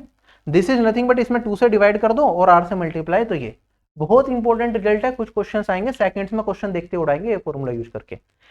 एरिया ऑफ सेक्टर किसके बराबर, arc length into area divided by 2 के बराबर। ये फॉर्मूला याद रख लो, अगर अब तक आपने नहीं पढ़ा तो याद होना चाहिए। अब फटाफट से क्वेश्चन करेंगे, इस पर 10-12 सवाल है, जल्दी जल्दी करेंगे। सबसे पहला तो क्वेश्चन फॉर्मूला बेस्ड ही दे रखा है, कि ये जो फॉर्मूला है क्या निकालने के लिए यूज होता है, angle of arc of this eight the centre, मतलब जो सेंटर पे एंगल बनेगा ये थीटा, डिवाइडेड बाय 360 इंटू में pi into diameter, diameter is nothing but 2 pi R. तो थीटा अपॉन 360 2 पाई आर किससे निकालते हैं, आर्क लेंथ निकालने के लिए, लेंथ ऑफ आर्क, चाप की लंबाई। तो ये हो गया आंसर, खत्म क्वेश्चन। अगला सवाल मेरे पास, हमें एरिया सेक्टर का बताना है जिसका रेडियस पाई हो और एंगल 60 डिग्री हो। तो आप कहेंगे सर एरिया होता है सेक्टर का थीटा अपॉन 360 इंटू में पाई आर स्क्वायर। नियरेस्ट डेसिमल बताना है तो कोई दिक्कत नहीं है। थीटा को अगर मैं मान लूँ 60 है, 360 इंटू में 22/7 ले लो या 3.14 ले लो, फर्क नहीं पड़ता, इंटू में 5 स्क्वायर। तो सोल्व करेंगे तो ये 1/6 आ गया, ये 3 और ये 11 बचेगा। तो मेरे पास 11 इंटू में 25, तो 275 डिवाइडेड बाई 21 आ जाएगा, ये 1 जा और मेरे पास 3 पॉइंट कुछ जाएगा लगभग 1, तो 13.1 ये आंसर आ गया। ठीक है, अप्रोक्सीमेट हमसे पूछा था। चले आगे, जब अप्रोक्सीमेट पूछा जाए तो मैं डायरेक्टली ये नहीं कह सकता था कि भैया जो एरिया है वो 7 का भी मल्टीपल होगा, 11 का भी मल्टीपल होगा, नहीं। नेक्स्ट क्वेश्चन हमारे पास, एक सेक्टर है जिसका रेडियस 10 सेंटीमीटर दे रखा है, सेंटर पे एंगल ये 60 डिग्री बना रहा है, तो हमें बताना है एरिया क्या होगा, पाई दे रखा है 3.14 यूज करना है। तो कर लेते हैं, अगर एंगल 60 डिग्री है तो थीटा अपॉन 360 डिग्री इंटू में 3.14 इंटू में रेडियस कितना है 10, तो ये 314 आया और यहाँ पे ये 6 बचेगा और ये 52 पॉइंट समथिंग आ रहा है, तो ऑप्शन नंबर 1 करेक्ट हो गया। अगला सवाल हमारे पास कहता है एरिया ऑफ सेक्टर बता दो जिसका रेडियस 7 हो और सेंट्रल एंगल 60 डिग्री। अगर रेडियस 7 होता है तो पाई आर स्क्वायर आपको पता है क्या होता है, ये तो 154 होता है ना एरिया। थीटा अपॉन एंगल अगर 60 डिग्री हो गया तो ये 1/6 बनेगा, तो ये वाली वैल्यू क्या होगी मेरे पास 25.66।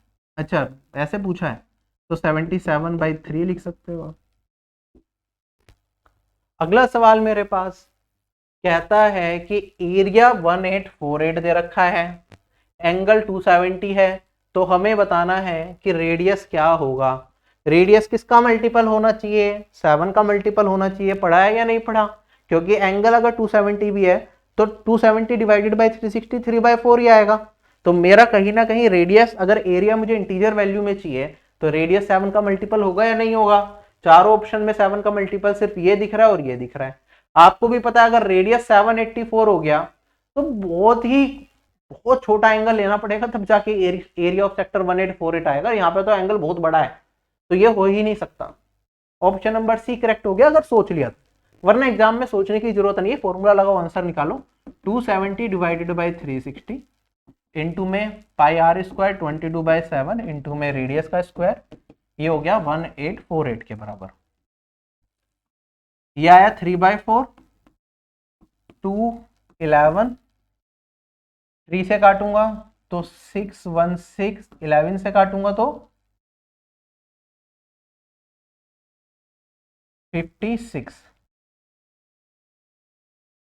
आर स्क्वायर 7 2 जा 14 इंटू में 56 को ब्रेक कर दो, 14 इंटू में 4, तो 14 इंटू 14 रेडियस में 14 बचेगा और यहाँ से 2 बाहर निकलेगा, तो ये आ गया 28।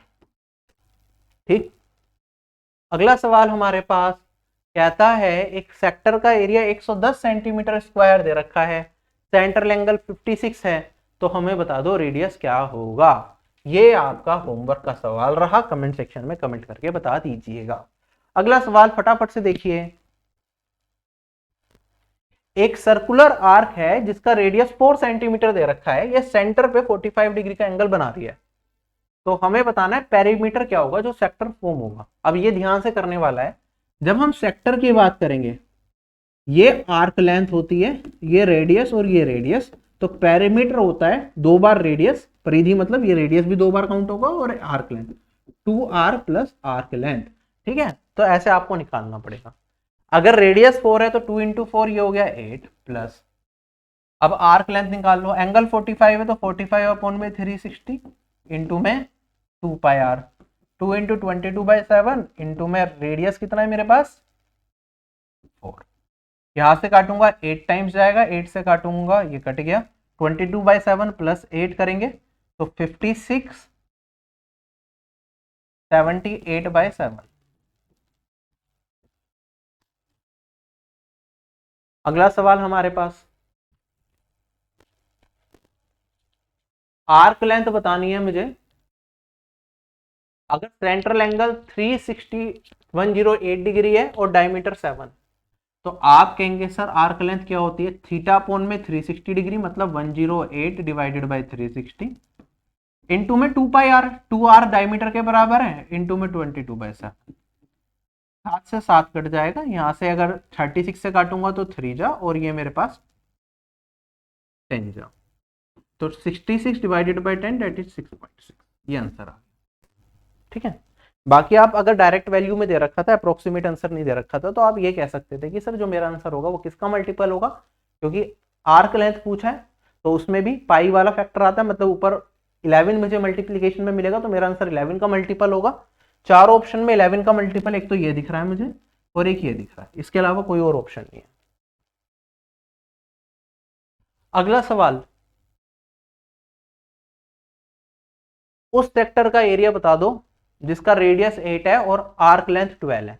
तो एरिया क्या होता है, हाफ इंटू में रेडियस इंटू में आर्क लेंथ, तो ये हाफ इंटू में 8 इंटू में 12, 48 मेरा क्या आ गया, इस क्वेश्चन का आंसर आ गया। ठीक, अगला सवाल, एक सेक्टर का एरिया मुझे 32 पाई दे रखा है, इसका रेडियस 12 है, तो हमें बता दो आर्क लेंथ क्या होगी। तो हाफ इंटू में रेडियस इंटू में आर्क लेंथ, ये आंसर आ गया 6। 32 को 6 से डिवाइड करूंगा तो मेरे पास 16/3 बचेगा और ये पाई आ जाएगा। चले आगे, नेक्स्ट क्वेश्चन,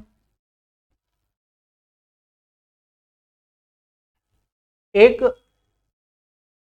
सेक्टर है जिसका एरिया हमें 112 और रेडियस 28 दे रखा है, हमें आर्क लेंथ बतानी है। तो हाफ इंटू में 28 इंटू में L इक्वल्स टू 112, यहां से काटूंगा तो 4 और आर्क लेंथ आ गई 8, 4 इंटू 2 8। क्वेश्चन क्या दे रखा है, ये मेरे पास एक सर्कल दे रखा है, इसमें एक सेक्टर बन रहा है AOB, इसके अंदर अगर ये कुछ रेडियस है R, तो आर्क लेंथ जो दे रखी है वो 3 इंटू रेडियस दे रखी है। तो हमें बताना है सेक्टर OAB का एरिया क्या होगा। एरिया क्या होता है, हाफ इंटू में रेडियस इंटू में आर्क लेंथ, तो ये 3r² डिवाइडेड बाई 2 आ गया, क्वेश्चन खत्म हो गया। नेक्स्ट क्वेश्चन हमारे पास, इस फिगर के अंदर जो आर्क AB की लेंथ है वो 5 टाइम्स है रेडियस के, तो अगर ये रेडियस है तो ये हो गया 5r। हमसे पूछा है एरिया, तो हाफ इंटू में r इंटू में 5r², ये वाली वैल्यू 5/2 r²। अगला सवाल, एक आर्क है जिसकी लेंथ हमें 23.1 दे रखी है, ये क्या दे रखी है 23.1 दे रखी है, सेंटर पे 18 डिग्री का एंगल बना रही है। हमें बताना है एरिया ऑफ सर्कल क्या रहा होगा। ठीक है, कैसे सोल्व करेंगे आप, सर एरिया ऑफ सर्कल क्या होता है πr², तो मुझे रेडियस चाहिए, रेडियस मिल नहीं रहा है यहाँ पे, तो रेडियस निकालना पड़ेगा। कैसे निकालेंगे, जो लेंथ ऑफ आर्क होती है 23.1, ये किसके बराबर, θ/360 18/360 इंटू में 2πr, तो 2 इंटू में 22/7 इंटू में। ठीक है, यहां से सोल्व करके निकालेंगे, पहले यहां से काटूंगा तो 20 आ गया, यहां से काटूंगा तो 10, 10 इधर मल्टीप्लाई करूंगा तो ये छट जाएगा। अब यहाँ पे मेरे पास 231, 11 से काटूंगा तो 2 और यहाँ पे काटूंगा 11 से तो 21, तो मेरे पास रेडियस आ गया 21 इंटू में 7 डिवाइडेड बाई 2। एरिया क्या हो जाएगा πr² डेट इज 22/7 इंटू में 21 into 7 divided by 2 into 21 into 7 divided by 2। अब ये तो बड़ा मेहनत वाला काम हो गया यार, इतनी कैलकुलेशन हमें करनी पड़ गई। अब इसे हम बचा सकते हैं कैलकुलेशन, वो बता दूंगा तरीका, लेकिन फिलहाल अगर मैं सोल्व करूं तो ये लेकिन आएगा आप अगर इसकी कैलकुलेशन करना भी चाहते हैं तो कैसे करेंगे उसका मेथड देख लो, बाकी ऑप्शन से कैसे करना वो सेकंड्स में आ ही जाएगा। मैं डायरेक्टली ऑप्शन से भी कर सकता था, ऑप्शन एग्जामिनर ने बहुत फुद्दू से डाले हुए, लेकिन फिर भी आप चीजों को समझते हुए चलो। आप कहेंगे सर 21 इंटू 21, इसका स्क्वायर मुझे पता है 441 होता है, ठीक है। 11 से किसी नंबर को जल्दी मल्टीप्लाई कैसे करना है वो हमें आता है। तो सबसे पहले 441 में 7 को मल्टीप्लाई करेंगे, 7 1 जा 7 हो गया, 7 4 जा 28 और 2 30, ठीक है। अब इसमें 11 से अगर मैं मल्टीप्लाई करूंगा तो 11 से मल्टीप्लाई करने की ट्रिक आपको अगर पता है तो ये 7 एज इट इज आ जाएगा, 7 + 8 15, 5 1 कैरी फॉरवर्ड, 8 और 0 8 और 1 9, 3 और 0 3 और यहाँ पे 3,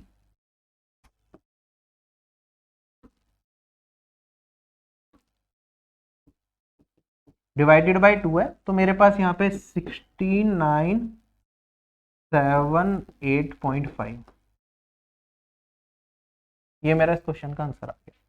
अब ये बहुत बेसिक से मैंने किया है यहाँ पे, अब इसे शॉर्ट कर सकते हैं आप, ऑप्शन की मदद से जाओगे तो आराम से कर सकते हो।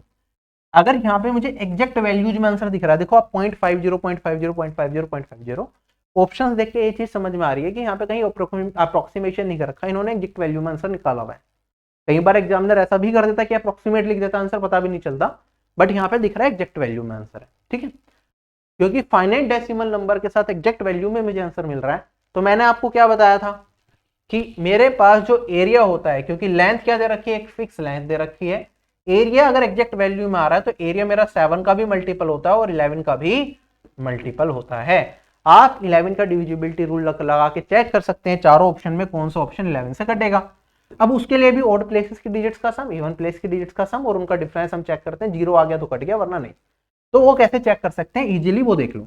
देखो 0 तो सब जगह कॉमन आ रही है तो इसे इग्नोर करो, कुछ फर्क नहीं पड़ता, ठीक है। अगर मैं यहां से देखना स्टार्ट करूं, 5 - 8 -3 -1 और यहाँ पे 5 5 -4 ये आ गया 1, 11 से नहीं कट रहा, ठीक है। -3 -1 -4 और यहाँ पे भी मेरे पास क्या आ रहा है 5, तो फिर 1 बचेगा, ये भी 11 से नहीं कट रहा, -3 -2 -5 प्लस का 5, ये वाली वैल्यू मेरी 11 से कट जाएगी,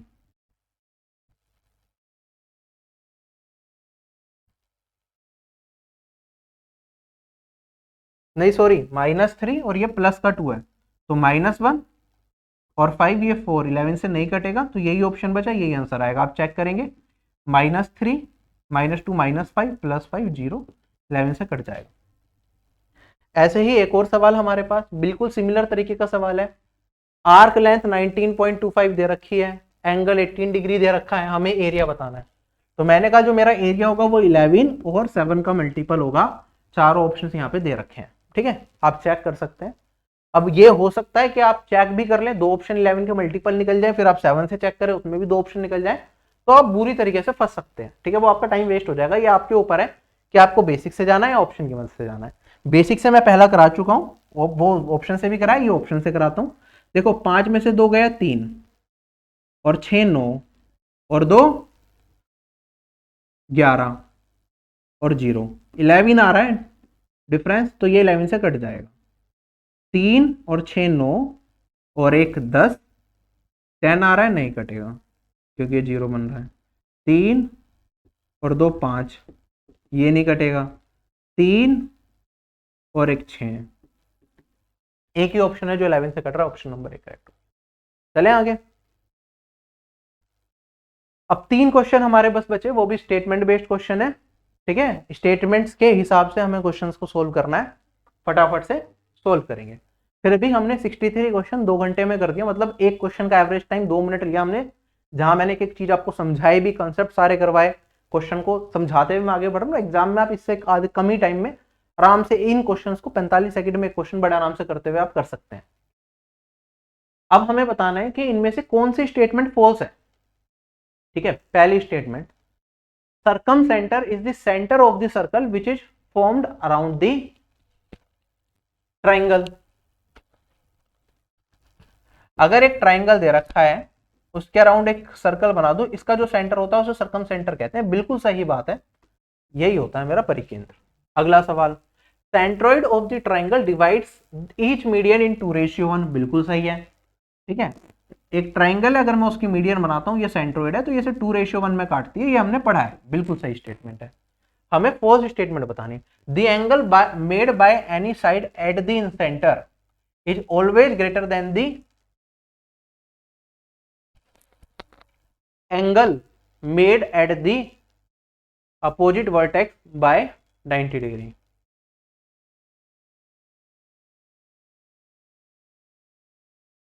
अब देखो एक ट्राइंगल है मेरे पास, ठीक है, एक उसका इन सेंटर रहता है, ठीक है, अगर ये इन सेंटर हो, तो हमने एक चीज पढ़ी है, जो ये वाला एंगल होता है, जो कोई भी साइड बनाती है इन सेंटर पे, अगर ये वाला एंगल मेरे पास क्या है, और ये ए बी सी है, तो हमने ये चीज पढ़ी है कि अगर ये वाला एंगल थीटा होता है, तो ये वाली वैल्यू क्या होती है, 90 प्लस थीटा बाई 2 होती है ना, ये चीज पढ़ी हुई है हमने।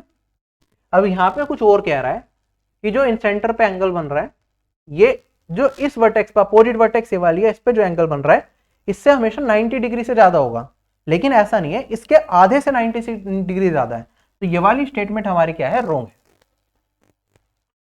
चौथा part, in centre is the point of concurrency of angle bisectors of the triangle.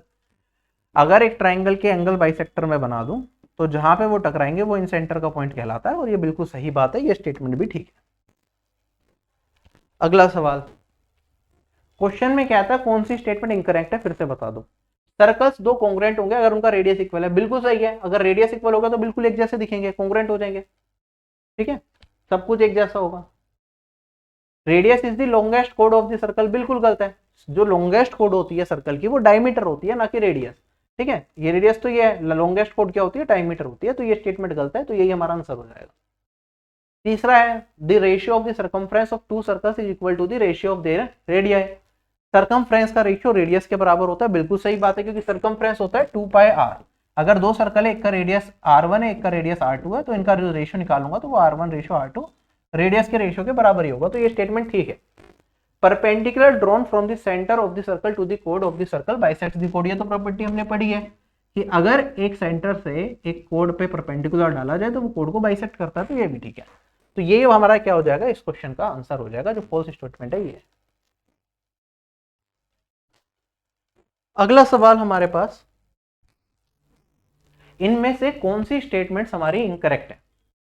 The tangent is perpendicular to the radius of the circle at the point of contact, ठीक है, अगर सेंटर से यहां रेडियस ड्रॉ करूं तो tangent क्या होती है, परपेंडिकुलर होती है at the point of contact, बिल्कुल सही बात है, ये सही स्टेटमेंट है। Tangent is a line touching only at one point of the circle, बिल्कुल सही, ये स्टेटमेंट भी ठीक है, एक पॉइंट पे टच करती है। A line which intersects two different points of a circle is called a tangent.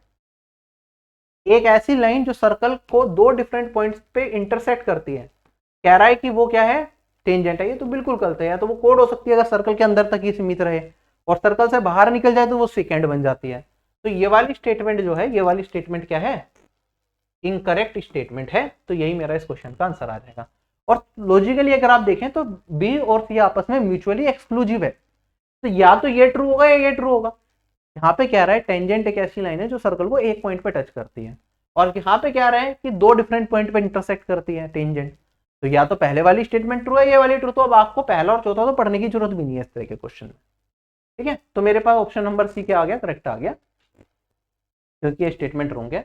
और ये आगे क्या कहता है, if a code is extended outside the circle at both it's and, तो ये सेकंड कहलाती है। अगर मेरे पास एक सर्कल है, ये कोड है, अगर इसे मैं दोनों साइड से बाहर निकाल दूं तो ये क्या कहलाती है, ये सेकंड कहती है। सेकंड क्या होती है, एक ऐसी लाइन जो सर्कल को दो पॉइंट्स पर कट करती हुई निकल जाए, बिल्कुल ठीक है ये वाली स्टेटमेंट भी। तो ये हमारी क्लास रही, आई होप आपको सेशन में बहुत ज्यादा मजा आया होगा, पूरा सर्कल आपका यहाँ पे रिवाइज हो गया होगा। क्वेश्चंस जिन कॉन्सेप्ट से बेस्ड थे वो तो कराए मैंने, उससे मिलते जुलते जो कॉन्सेप्ट थे वो भी मैंने आपको साथ के साथ समझाए हैं यहाँ पे। बाकी प्लेलिस्ट पूरी बनी हुई है, मैथ्स क्रैश कोर्स की अलग प्लेलिस्ट अवेलेबल है, इंग्लिश की अलग, जीके की अलग, जॉब डिस्क्रिप्शन की अलग, करंट अफेयर्स की अलग, हिंदी के क्रैश कोर्स की अलग, बहुत सारी फ्री क्लासेस आप लोगों के लिए हम हमेशा प्रोवाइड करते जा रहे हैं। लेकिन अगर आपको डिटेल में पूरी तैयारी अच्छे तरीके से करनी है तो आरबी के पेड क्लासेस की तरह से आप सारी की सारी अपनी प्रिपरेशन कर सकते हैं, ठीक है।